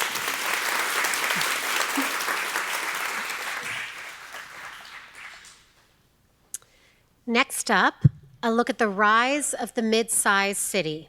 So please welcome Mick Cornett, former mayor of Oklahoma City, and here to lead the conversation again, please welcome back the Atlantic's Steve Clemens. Mayor, thank you. Thank you very much. Thank you.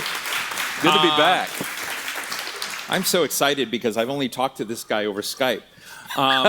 It's really cool. No, seriously, a few years ago, we were doing some sort of health forum in D.C. It had nothing to do with cities or whatever, but I had the privilege of interviewing Mick Cornett, who, of course, has a book out. I want to push our bookseller out there. Bookseller, wave your hand. Hello. And you can get Brian Alexander, who is just up here, his new book. Of course, Steve Case is going to be up here next with his fantastic book, and yours truly is briefly mentioned in it, in the third wave. And then, of course, The Next American City, The Big Promise of Our Mid-Sized Metros by Mick Cornett. But I just want to brag about you for just a moment. What he did is Oklahoma City was being recognized by business publications as one of the fastest growing, cool places. Money was coming in, and so it was on the cover of a lot of magazines for being the hot sauce city, to go back to an earlier metaphor. But it was also being noted for being one of the most obese cities in the country. And I was fascinated by this, and make a long story short, the mayor figured out a way to connect, was it 40,000 people? Yeah, 47,000 people signed up and took part. 47,000 people online committed to get out, walk, lose weight, and collectively they lost over 1 million pounds. It was just a staggering kind of city thing. But the next big thing I thought was that it began to change the way the city sculpted itself, its walkability. I really want you to go to Dubai or Abu Dhabi, where I have to go. It's just totally unwalkable cities. But when you began doing this, and you transformed the city in this. So I just want to pay tribute to you because we hadn't met. But you have. You can all buy the book here, and the book is coming out next week, so you do this. But I actually have an op-ed of his. How did you get the books here? Yeah. So I have an op-ed of his that's appearing on Monday. I could not get a stack of books. I'm sort of the Wizard of Oz. So Monday in City Lab, which the Atlantic runs, City Lab is an on-site website. You can get Mick's op-ed. I'm happy to sell this if any of you want to see the early version. But in this, because I'm going to refer to it a little bit, you drop some data, you drop some knowledge on population change and demographics. So can you take us there to the first piece of what you're going to share with the world on Monday, which I found really, really interesting? Well, we noticed in Oklahoma City that highly educated 20-somethings were coming to the city, that all the purposeful efforts we had taken to create a city where people wanted to live was all happening, and we came probably further, fastest than any city around. But then I noticed this was not just an Oklahoma City thing, that when you look forward and you start looking at where people are starting to move and relocating, by percentage, people are not going to be locating and moving to places on the East and West Coast. It's these mid-sized cities like Oklahoma City, like Des Moines, where that highly educated group of 20-somethings are attracted to. It is the beginning of a revolution of the way that we think about where the growth in America is going to take place. And so the book is about, well, let's figure out what type of cities we want to have. And of course, cities are competing for this highly sought-after generation. And some cities are going to do better than others. But this book is about the success stories of Oklahoma cities. How do you find leadership? What's the blueprint? How do you use positive energy to create the type of city that is going to be able to benefit from this wave of population growth? Because it's not going to be happening in New York and LA and Chicago going forward. So which city was your biggest rival city that you would throw darts at on your Austin. Austin. Oh, yeah. Well, and it doesn't matter. I went to the University of Oklahoma, and well, we hate them. And so at least on one Saturday in October every year, we do. But you can't go to Austin and not be a little envious of all they've created. But you can also look and say, gosh, they could have planned better in some areas. And so that rapid growth that Austin went through in the 80s and 90s, and so allowed Oklahoma City and some other cities that were, half a generation behind in their escalation to start looking at what Austin did right and what Austin didn't do right. And so my co-author, Jason White, who was from Iowa and is here in the room today, he said, what we're really talking about is perhaps 100 new Austins, being created over the next, few decades. And that might be a slight exaggeration. I think Jason would admit to that. But that's the theory, that what happened there is now going to happen in a lot of places like Des Moines, like Oklahoma City, and a lot of other places in that size. I really expected him to give me a boring answer and say, no, I like all mid-cities, but thank you for showing us some. So, in the piece that everyone will read on Monday, you talk a little bit about how you rebuilt and refashioned and rebranded Oklahoma City. Part of it that struck me is that you said you rebuilt every inner city school. And I know when we talked in the past, I asked you about race and class and some of the issues that were coming up and how you included those communities in decisions about where to put money in the city. I guess the question I have, because you've just run in your party in the GOP for governor there, who are the rivals of that vision? Like I read this piece, and I've taken a quick glance at the book, and it's so positive, and I'm asking, who's on the other side of this? Who's trying to hold you back in terms of succeeding with some of the things you've laid out? Well, a lot of times I think I get credited with being this enlightened Republican mayor, and why can't other mayors be like that? The truth is... You're not enlightened? Well, there are a lot of others. Yeah. It's not like other mayors wouldn't want to do some of the things that we've done. The key is we figured out how to pay for it. That's really been the secret sauce. And some of that is in the book too. Public-private partnerships, getting private sector leadership aligned with local leadership. It's amazing what can happen when you have so many people pulling on the same rope. Right. And a lot of people come to Oklahoma City. I think we've had like 100 inner city visits, people coming in, because I think they think, well, if Oklahoma City can do it, surely we can. And so they come in and they might take an idea back, but what they can't extract for Oklahoma City, what is more difficult to extract, is the positive energy and so many people pulling on that same rope. If you've got leadership that's pointing, if there's a lot of negativity, it's not hard to get people to vote no on something. It's not hard to get people to try and stop you from doing something. Oklahoma City is an example of what positive energy can create. You know, we're pushing a lot of books today, and I don't mean to do that, but we are the Atlantic, so we talk to people who read a little bit too much. But two books that have been very powerful to me are Richard Florida's The Rise of the Creative Class, but more recently his book, The New Urban Crisis. So if you folks don't know that, he basically said if you're going to be a creative city and grow, create the norms and culture that bring a talented and attractive and nimble, often young, but not only young people to your town, figure out how to keep them. And some of those themes have been here today. The other thing he talked about was really after the politics that we just saw unfold in the last election, that you have a greater division than, across lots of lines, a greater demarcation across the country, and a lot of that just correlates with rural and urban. And I'm wondering, I know that you know Richard well, but do you think he's right that is largely an insurmountable divide? Because he says it's essentially an insurmountable divide, and that both sides have to essentially do a contract not trying to change the other. And I'm just wondering if you believe that. Well, I think that's the difference between national politics down to local politics, is that the local politics, mayors have to get things done. I mean, you saw mayors on the stage here earlier, and I was a mayor for 14 years. So I know the expectation. You run into people at the grocery store, they watch you pick up the paper in the morning. They're not going to let you go hide and well, we'll do that next year, which is what so many legislative bodies fall back on. I'm just more of an optimist than I think that what you described, because I've seen it work in so many places. And we can't just continue to divide up into smaller and smaller groups. Negativity does not do anybody any good. I, as you mentioned, just came out of a campaign, and I described myself in the campaign to say, I don't have a list of people I like and a list of people I don't like. I'm going to work with anybody. And I think we need more of that in America. We need politicians who aren't continually dividing up. Richard makes a point, and of course, Richard Florida wrote the foreword to the book.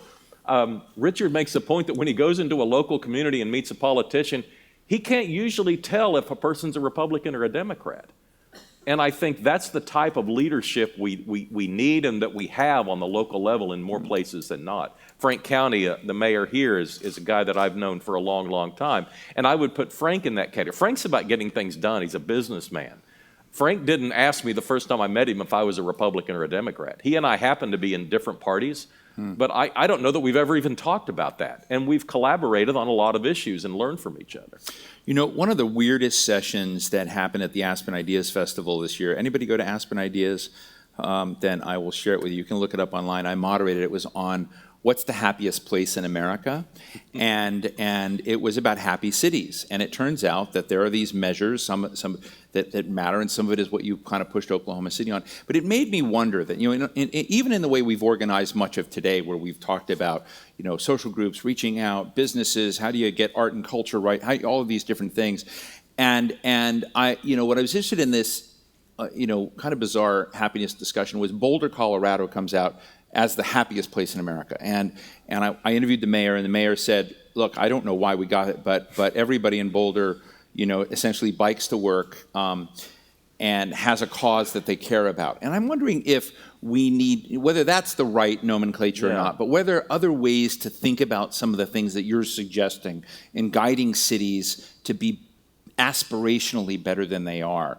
Are there things that are bank shots other than talking about, building enough pathway to go to Dallas, or or that you could, I mean, I'm just interested in whether your experience helps you see some of that. You mentioned earlier this realization I had that Oklahoma City was an obese city, and I knew we could do better, and because we I didn't say that, others said that. Okay. Yeah. So, but it was true. Yeah. And it's not, you know, untrue today to a large extent. But what we have done is we realized that the built environment was part of the problem. And so after the awareness campaign, when I put the entire city on a diet and told them to lose 1 million pounds, that awareness campaign allowed us to then go in and pass some initiatives to build hundreds of miles of sidewalks, jogging and biking trails, senior health and wellness centers, new parks, more heavily program the parks to make them more inviting places.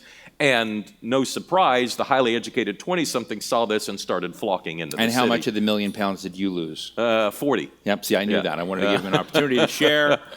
I think just in, you know, terms of wrapping this up as we think about cities and what's going on. Another thing is sort of national politics. And again, you were attempting to become governor of your state.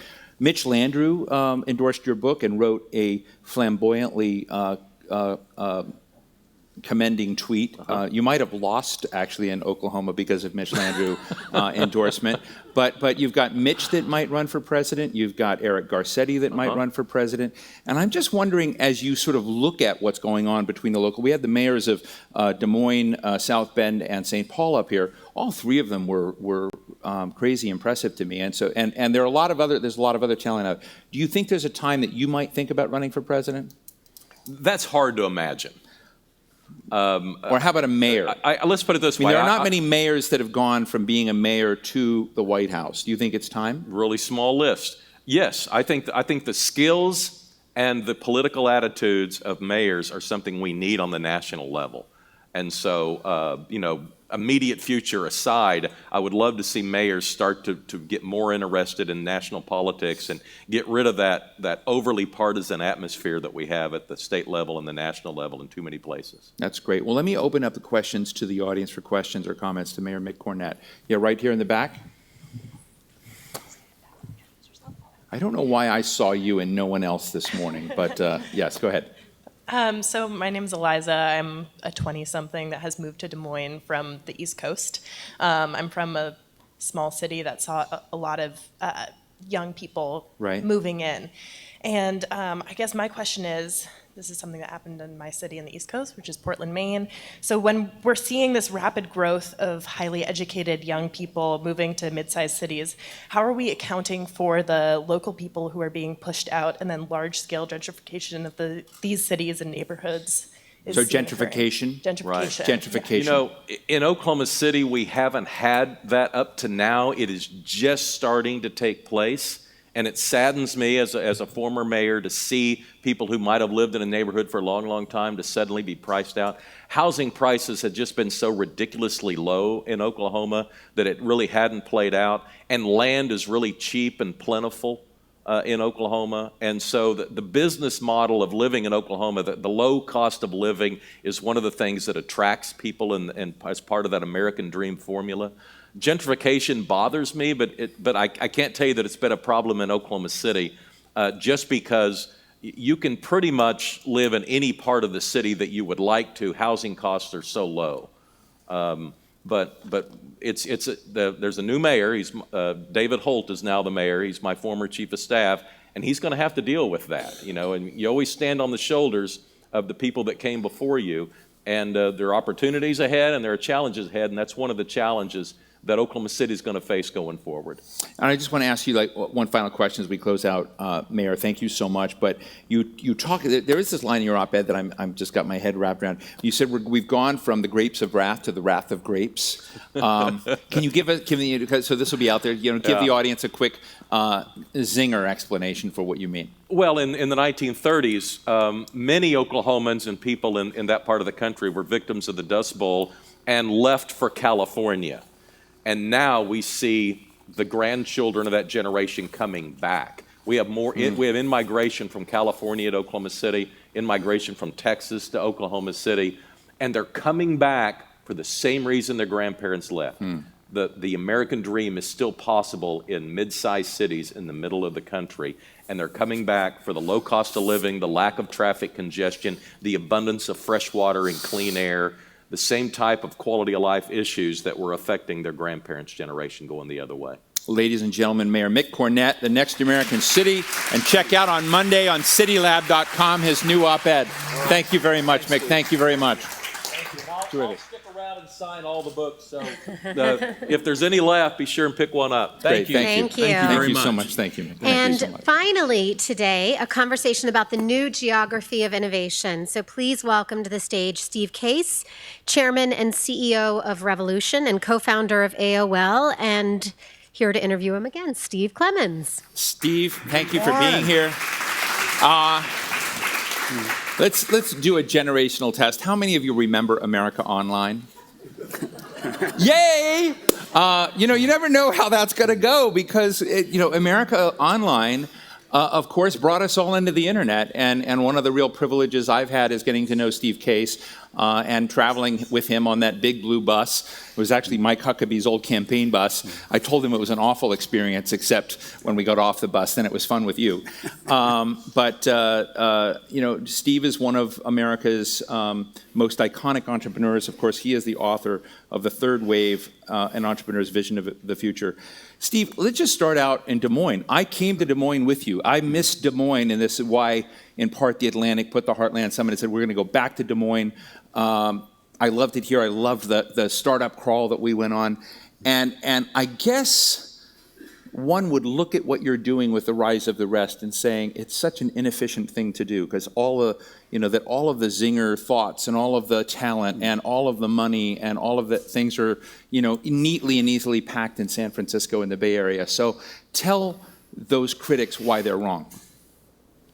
Well, first of all, it's great to be here and great to be back in Des Moines. And I'm here in part because I'm grateful that Steve and the Atlantic team decided to come back and host this Heartland Summit. And it's been the parts I've heard, it's been a great morning. It kind of ties in with, to your question, ties in with both of the themes you started with. The first was the early days of the AOL and the internet, and then more recently what we're trying to do with the Rise of the Rest, where there is skepticism about when we talk about startups in the middle of the country. There are people I know, I have great respect for, in places like Silicon Valley, that think all the smart people are in Silicon Valley, all the money's in Silicon Valley, all the most of the big breakout success has been in Silicon Valley, and that's going to continue to be the case. And they think the idea that there are going to be great iconic startups, next Fortune 500 companies in places like Des Moines, I think it is a little crazy. But I take some comfort in the fact that when we got started with AOL 33 years ago, only 3% of people were online.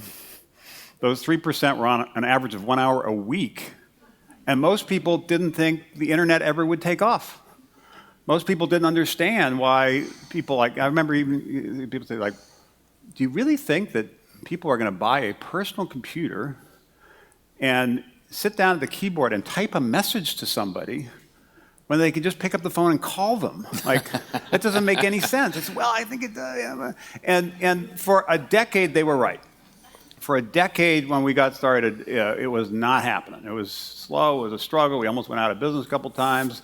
Got some calls. And you tell that story in The Third Wave. Eventually, of course, the internet became a huge deal. Eventually, AOL took off, and at a peak, I think about half of all the internet traffic in the U.S. went through AOL. It ended up being a super valuable company. But for a decade, it seemed like a crazy idea, and didn't make any sense to most people. So when I talk about regional entrepreneurship, I talk about what's happening in these cities, I talk about my belief that the next big iconic companies will not be just on the coast, they will be all across the country. I see the same skepticism in their eyes that I saw 35 years ago, but I know I'm right.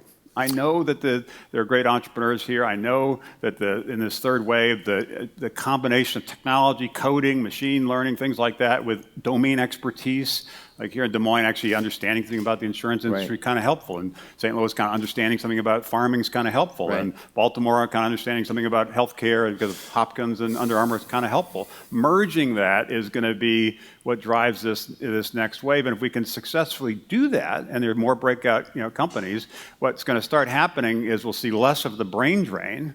where people growing up here, including I'm sure some of your kids, left because there's greater opportunity elsewhere. You'll see fewer people leaving, and you'll start seeing a boomerang of people coming back, which will then fuel the next wave and the next wave, and suddenly a bunch of these cities will really rise up and surprise people. Could you give the audience a snapshot of what you mean by the third wave and the sort of Toffler roots of that? Because we toss it around now as if it's an understood concept, but I'm not sure it is. Well, first of all, Alvin Toffler wrote a book in 1979 called The Third Wave, which I read when I was in college, and I was completely taken with it. And that's part of the reason I decided, back then that I wanted to, really 40 years ago, kind of pursue this path of trying to help create the internet. His three waves were the agricultural revolution, which was then followed by the industrial revolution, and he was predicting the technology revolution, the digital revolution, things like the internet, which of course now we take for granted, but 40 years ago seemed kind of futuristic, and kind of people were, as I said, were somewhat skeptical. When I wrote the book, The Third Wave, I was talking about the three waves of the internet, and the first wave was getting everybody online, getting America online.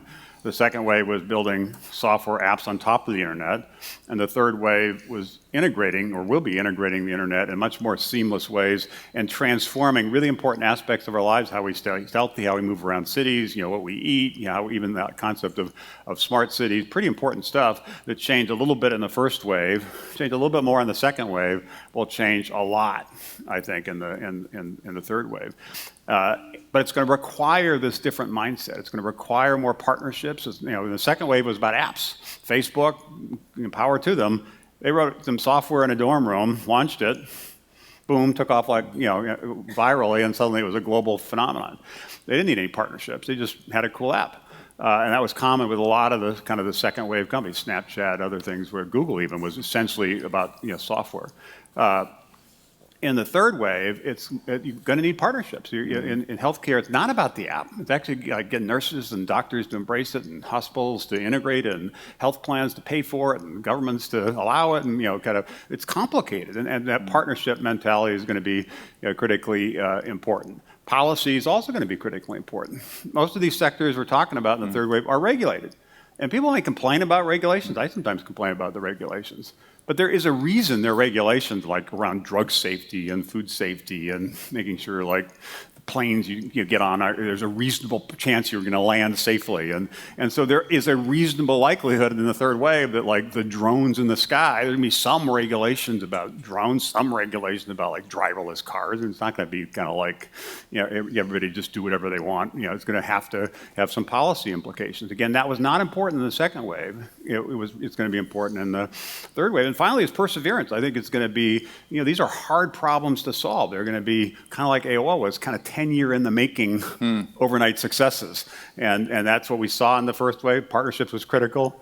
Policy was critical. Perseverance was critical. They were not that critical in the second wave. I think they'll be critical again in the third wave. And this ties in with this rise of the rest, because I think the skill set, the mindset of many of the entrepreneurs in many parts of the country, including here in Des Moines, lends itself to that collaboration, that in building relationships and trust and taking a long-term view that is going to be so key around partnerships. There tends to be more of a respect for, maybe there's some people in Silicon Valley they don't believe there should be any government. It's kind of like a hyper-libertarian kind of thing. I'm sure there's people here frustrated about stupid things the government does, but most people are going to say there probably is some role for government, and in this third wave, kind of want somebody to make sure. Didn't know you were going to get so political. I think getting political is going to become critically important for this next wave of innovation. Right. People don't like it, but I think it's true. So I really believe that this third wave is starting to build. And the kind of companies that are being created now are different than the kind of companies that were being created 10 years ago. That will accelerate. And I believe the rest is rising. These cities are rising. You see it in the East Village here, and many other parts of the country we've been around. There's something happening, as you've heard from the different mayors. What's happening at the local level is really quite encouraging. The things that are innovation and so forth are happening at that kind of local level. And so I think the rest will rise. The third wave will break, and they will converge over the next decade and both will accelerate. And it will be a game changer, I hope, in terms of how we think about innovation, but also a game changer in terms of having a more inclusive innovation economy where not just the money's invested, but also the jobs are being created in a few places and leaving a lot of people behind. That has to change. I think in this third wave, as the rest rise, we will have a path to make that change. We're going to do something fun in a minute, but I want Steve to give you a picture, a sort of sense of how the Rise of the Rest tour went. My little preamble to that would, we've talked a little bit about a blue bus, and it would be full of people that were part of Steve's company and others, some journalists like myself. And we would go on startup crawls. We would go really into what was new in the city. I think what we did at 5 or 6 years ago when we were in Des Moines. Right. So right near the beginning of this. So just in short form, tell us what that operation was like in city after city after city, and what is it today with this giant seed fund you have? And well, it's evolved. When we first started this almost 5 years ago, it was really to shine a spotlight on entrepreneurs building companies in cities that are starting to show some signs of momentum and tell their stories to people around the country who really weren't paying attention. And part of the reason we, invite you and others to join us on the last tour, we had 60 minutes, so hopefully they'll do something positive. Just trying to get the word out, the word out. And we invite venture capitalists from Silicon Valley and New York to join us, and they're always surprised. I had no idea. Like, we were in Chattanooga a couple months ago, and there's apparently Chattanooga is like the trucking capital in like Silicon Valley of trucking is Chattanooga. And so there's a company there that, doing a Bloomberg data platform for the trucking industry. Of course it makes more sense to be in Chattanooga than in Palo Alto or Manhattan because they have that expertise. And you'd have pitches, you'd have people pitch? Tell those stories, bring people together, try to get the university working more with the startups, the big companies, the mayors, kind of a mashup of people trying to convene and connect people. And as part of it, we do have a pitch competition because we want to highlight some of the interesting companies and shine a spotlight on them and help tell their stories. So we've now done that in 38 cities. I think it's like 10,000 miles we've traveled around. And each city is a little bit different, but what's consistent across all of them is they're on the move, they're on the rise. And you can feel it, you can see it. There's a sense of, they have challenges. It is harder to raise capital, for sure. It is harder to attract talent, particularly as you're scaling, for sure. Sometimes it's harder to have the credibility in terms of the visibility, the positioning, the PR side of things to kind of get your story out. Sometimes it's harder to get meetings with partners that could be important. There are challenges, there's no question, but there's also a sense of something is happening. And just this morning, before I came over here, I had breakfast with 15 or so entrepreneurs, and basically we talked about what was the case a few years ago. We were here, how has it changed? And again, they outline a bunch of issues they're still dealing with and challenges they're struggling with. But there's a greater sense of optimism. One company, as you probably know here, Dwala, raised capital and was kind of forced to move its center of gravity to Silicon Valley by their Silicon Valley investor. They've now pretty much shut down that operation and doubled down here in Des Moines. I think they have 50 people a year ago, 75 people now. They think it'll be over 100 by the end of the year. It's on the move, and it's a great example that while people thought they needed to move to Silicon Valley, because that's where all the smart people are. No, there's smart people everywhere. We just need to create opportunity everywhere.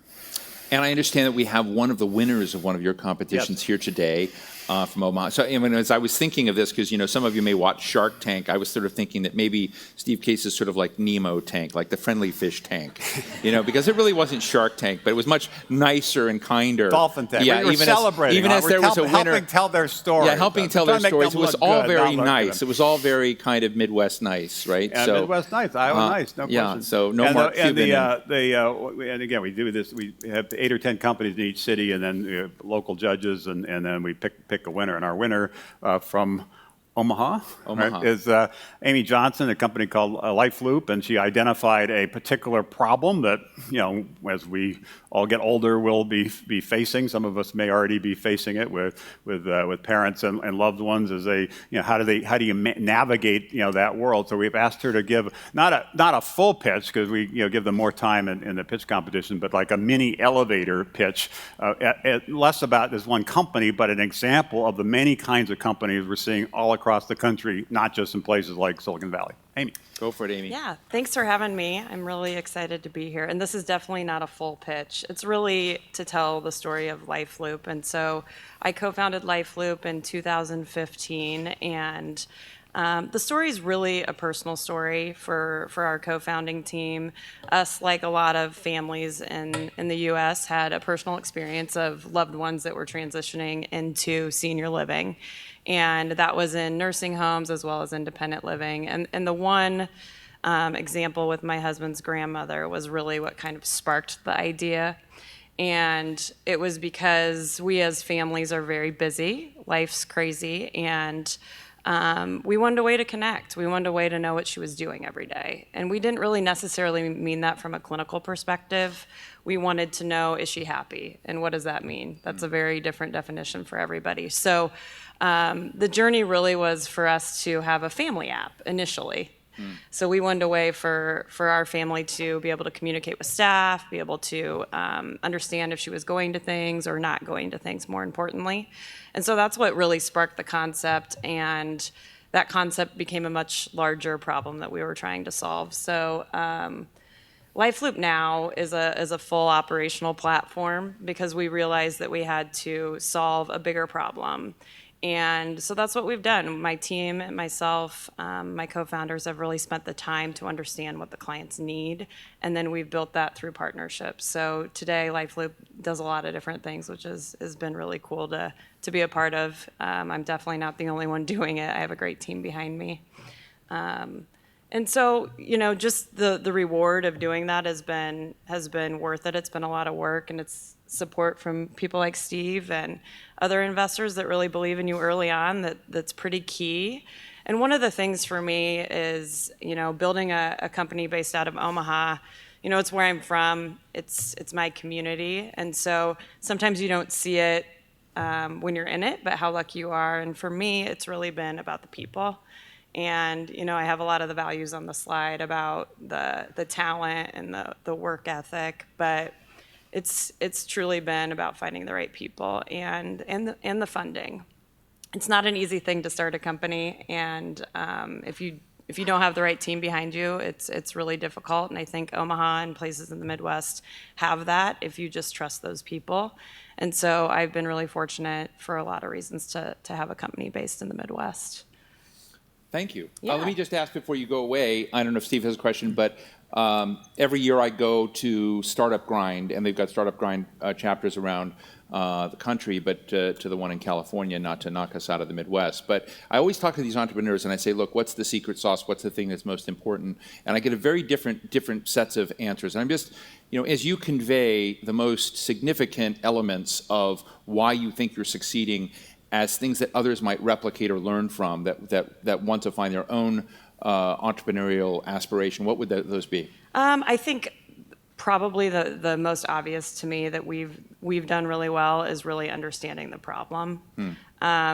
We're kind of a funny co-founding team in the sense that none of us are from senior living and none of us are actually technical. And so it's kind of hilarious that we started a tech company in senior living, but I think that's why we've been successful, because we've had to truly understand the problem. And that's how we build our whole product. You listen to your clients, you figure out if it's a problem across the whole industry, and then you implement those things. But then trusting your people that you've hired to do it the right way, I think has been something that has really helped us do the right things. It's not always comfortable. It's definitely got me out of my comfort zone. So it's a lot of trust, and it's a lot of truly understanding. And then we're in a market where there's a lot of education that still needs to happen. Right. And so really understanding and being a consultant to our clients has been a pretty key thing that's been apparent in what needs to happen in senior living. Well, congratulations to Amy Johnson of LifeLoop. Thank you very much. Thanks for having me. Thank you. So Steve, how do I phrase this so I don't offend you? Why don't you just not ask that? Why you figure out how to rephrase? I want to make a point about Amy. Hold on. About LifeLoop and also some data which I should have shared earlier but didn't, which is the reason this is so important, what we're collectively trying to do here, is that the vast majority, some say all, of the net new jobs created in this country do not get created by small business or by big business. They get created by young, high-growth businesses, startups. Right. There's a lot of small business jobs for sure, Right. but as a sector, some rise, some fall. A restaurant closes, a new restaurant opens, they end up employing about the same number of people. Fortune 500 company, obviously some are rising, but some are falling. So as a sector, it's about the same. So you want to create jobs in your community, you have to back startups, number one. Number two, last year, 75% of venture capital in this country went to 3 states. California, New York, Massachusetts, 75%. The other 47 states, 25%. Iowa, less than 1%. Pennsylvania, less than 1%. Ohio, less than 1%. Virginia, less than 1%. California alone, 50%. So what does that say? We're backing entrepreneurs in a few places that are creating jobs in those places. Sometimes their disruptions actually are destroying jobs in other places, which creates this dynamic where more and more people feel like there's a reason actually to be fearful of the future, anxious about the future, feels like it's bad for their family, bad for their community.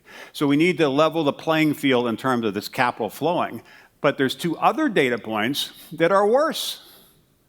Last year, over 90% of venture capital in this country went to men, less than 10% to women. So Amy is quite the exception. Last year, less than 1% went to African Americans.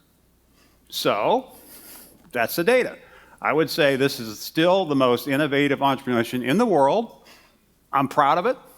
We all should be proud of it. But the data is pretty compelling. It does matter where you live. It does matter what you look like. It does matter who you know.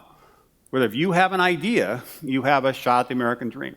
And so that's why this is not just about startup and Life Loop and senior living and so forth. Of course, that's an important specific company.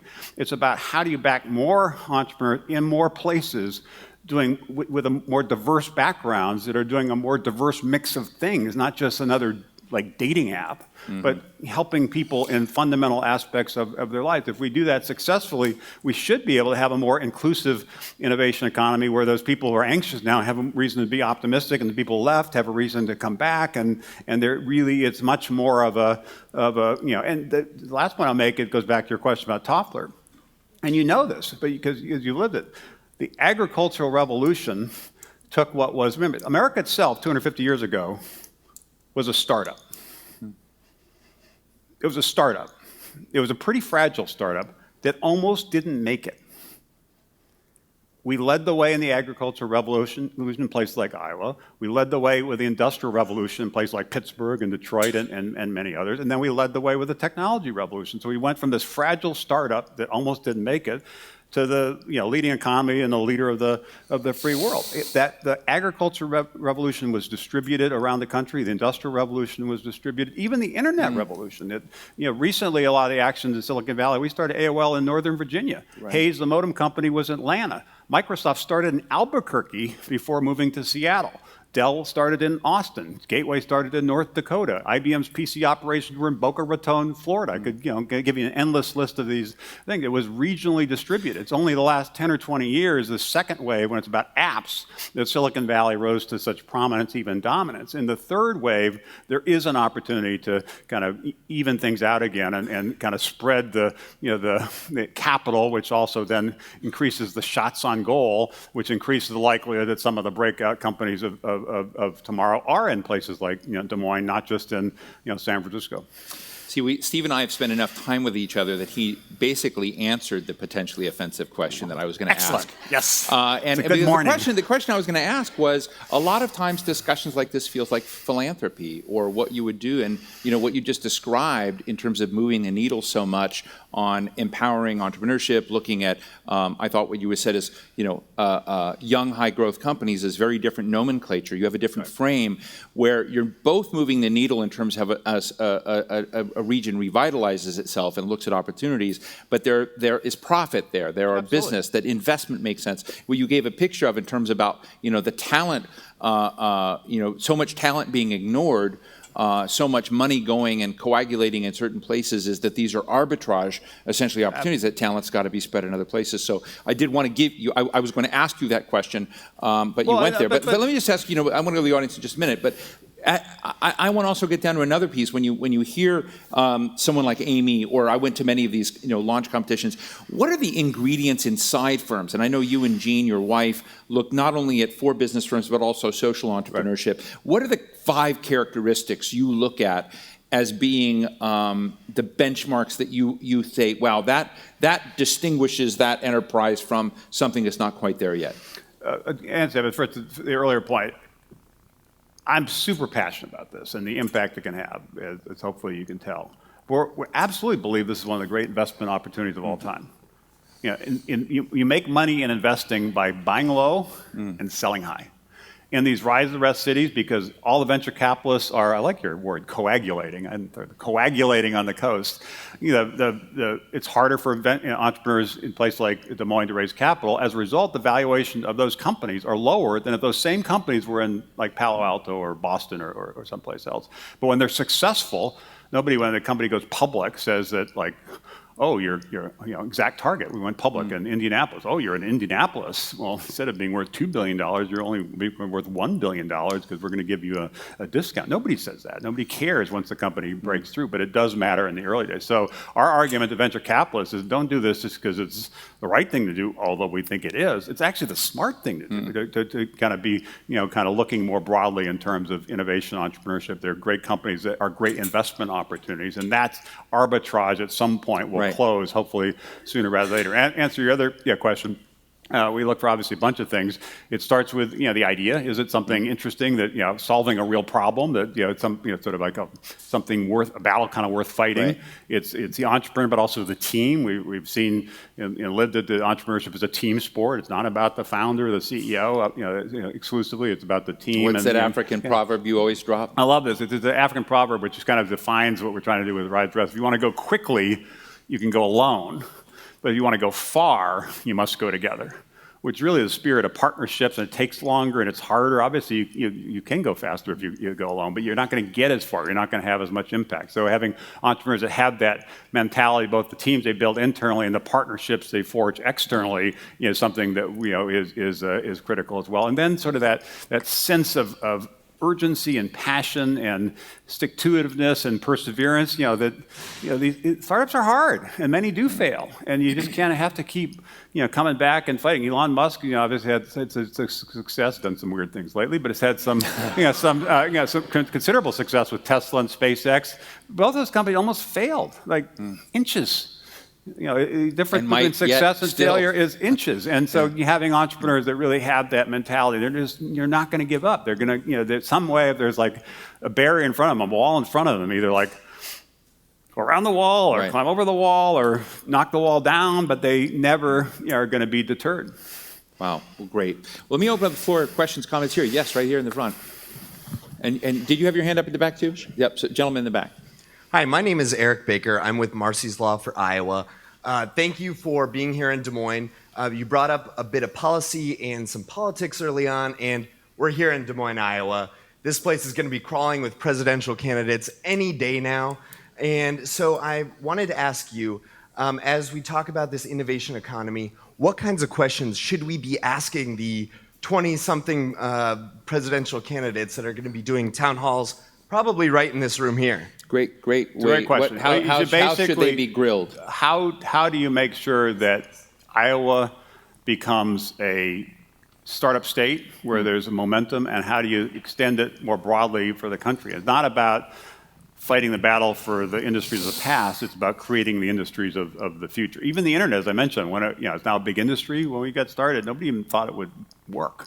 And so what are the industries of tomorrow? How do you make sure you're positioned to do that, which is not just about venture capital and some of the things we're talking about, obviously education. How do we rethink our schools so we're actually teaching kids the things that machines can't do?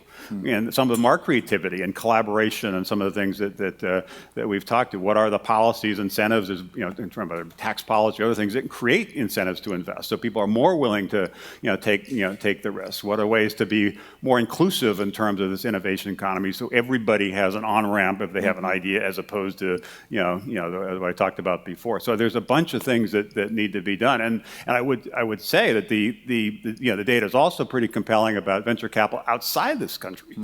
20 years ago, overwhelmingly, over 80%, probably over 90% of venture capital globally was invested in the United States. Now it's less than half.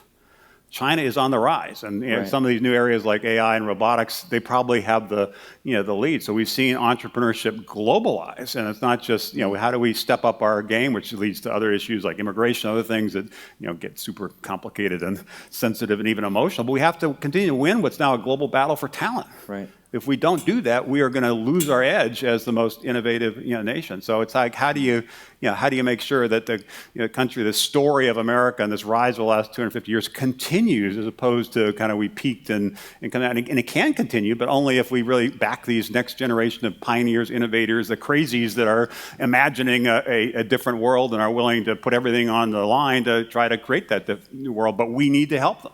Great. Yes, sir, right in the back. Mike DeSilva, WHO TV, Channel 13 News. You mentioned all the opportunity that comes with this digital technological revolution, this third wave.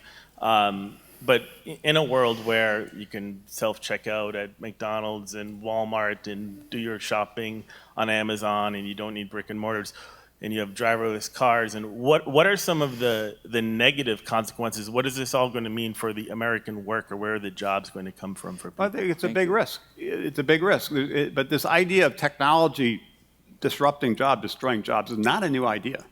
I'll go back to farming, something you folks here understand. 200 years ago, over 90% of us worked on farms. Now it's less than 2%. Why? Because of technology.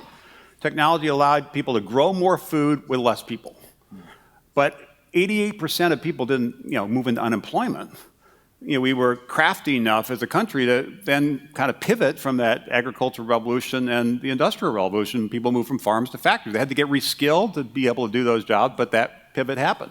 Now we have to pivot again around technology and some of these, these new industries. And we have to create some industries, some of which none of us today can even imagine, that are going to create millions of jobs. And I don't think we're going to do that if we're only backing a few entrepreneurs in a few places that all come, look the same. We're going to do that by backing entrepreneurs everywhere who aren't just coming up with ideas for companies, but ideas for big industry. And there are people I know who I respect who say this time it's different, and this time the destruction of jobs is unstoppable, and we don't see a path to create new jobs. Therefore, we have to have a discussion about a safety net and universal basic income and a bunch of things. And they might be right. They might be right. But let's don't assume that's the outcome. Let's try everything we possibly can to create as many jobs as good jobs in many places we possibly can, because I had the honor a couple of years ago meeting with the Pope at the Vatican, and he said something I'll never forget, which is that jobs are not just about income.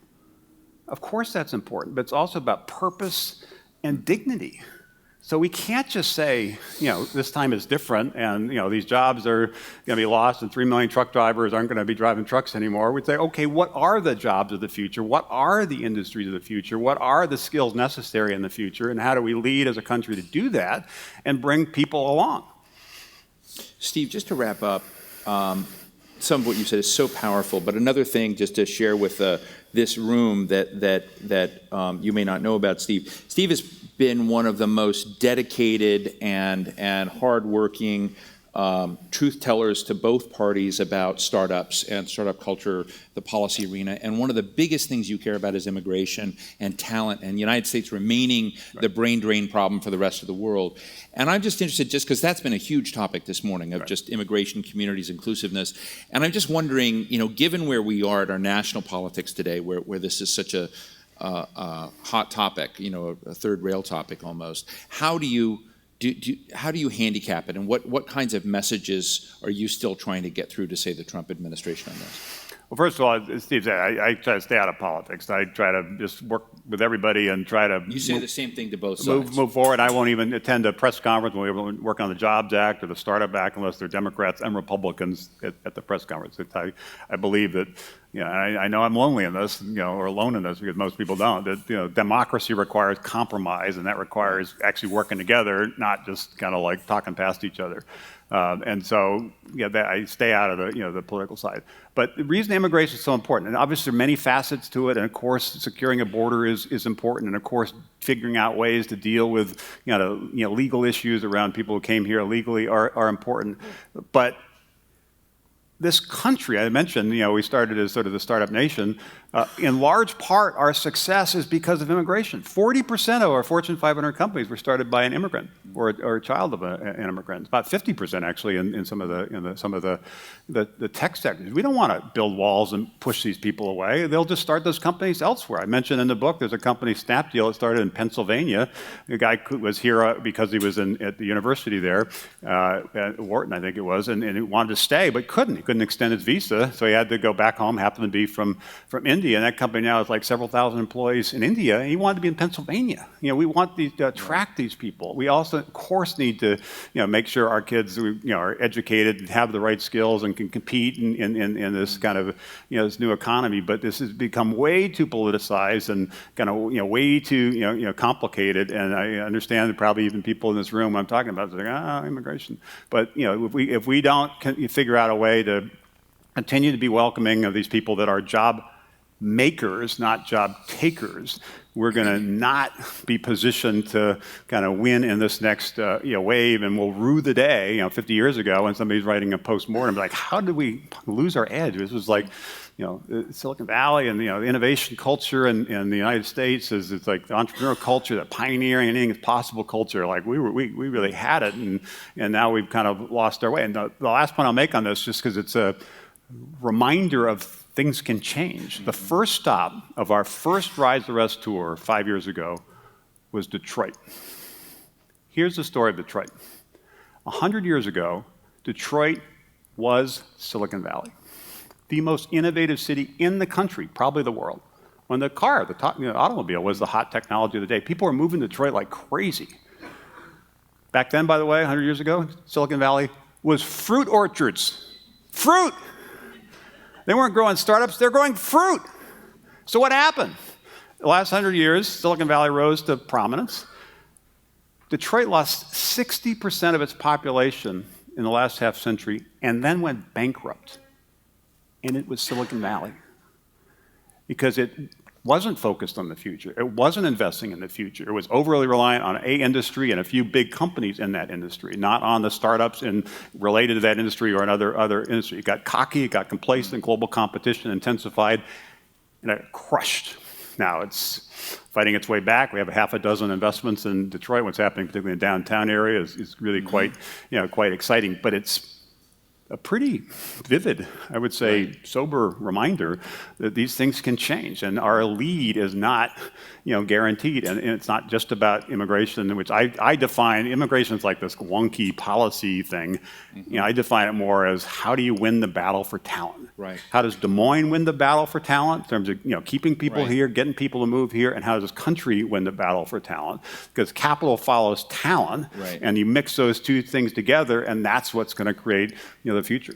Well, with that, I want to thank Steve Case, because Steve is the one who brought me here, and that has led to us. We did an event 2 days ago on health innovation in Minneapolis, St. Paul. We've done programs in St. Louis, lots of. But I'm so proud we brought the Heartland Summit here to Des Moines. That was from Steve Case. So, ladies and gentlemen, Steve Case, Revolution, the Third Wave.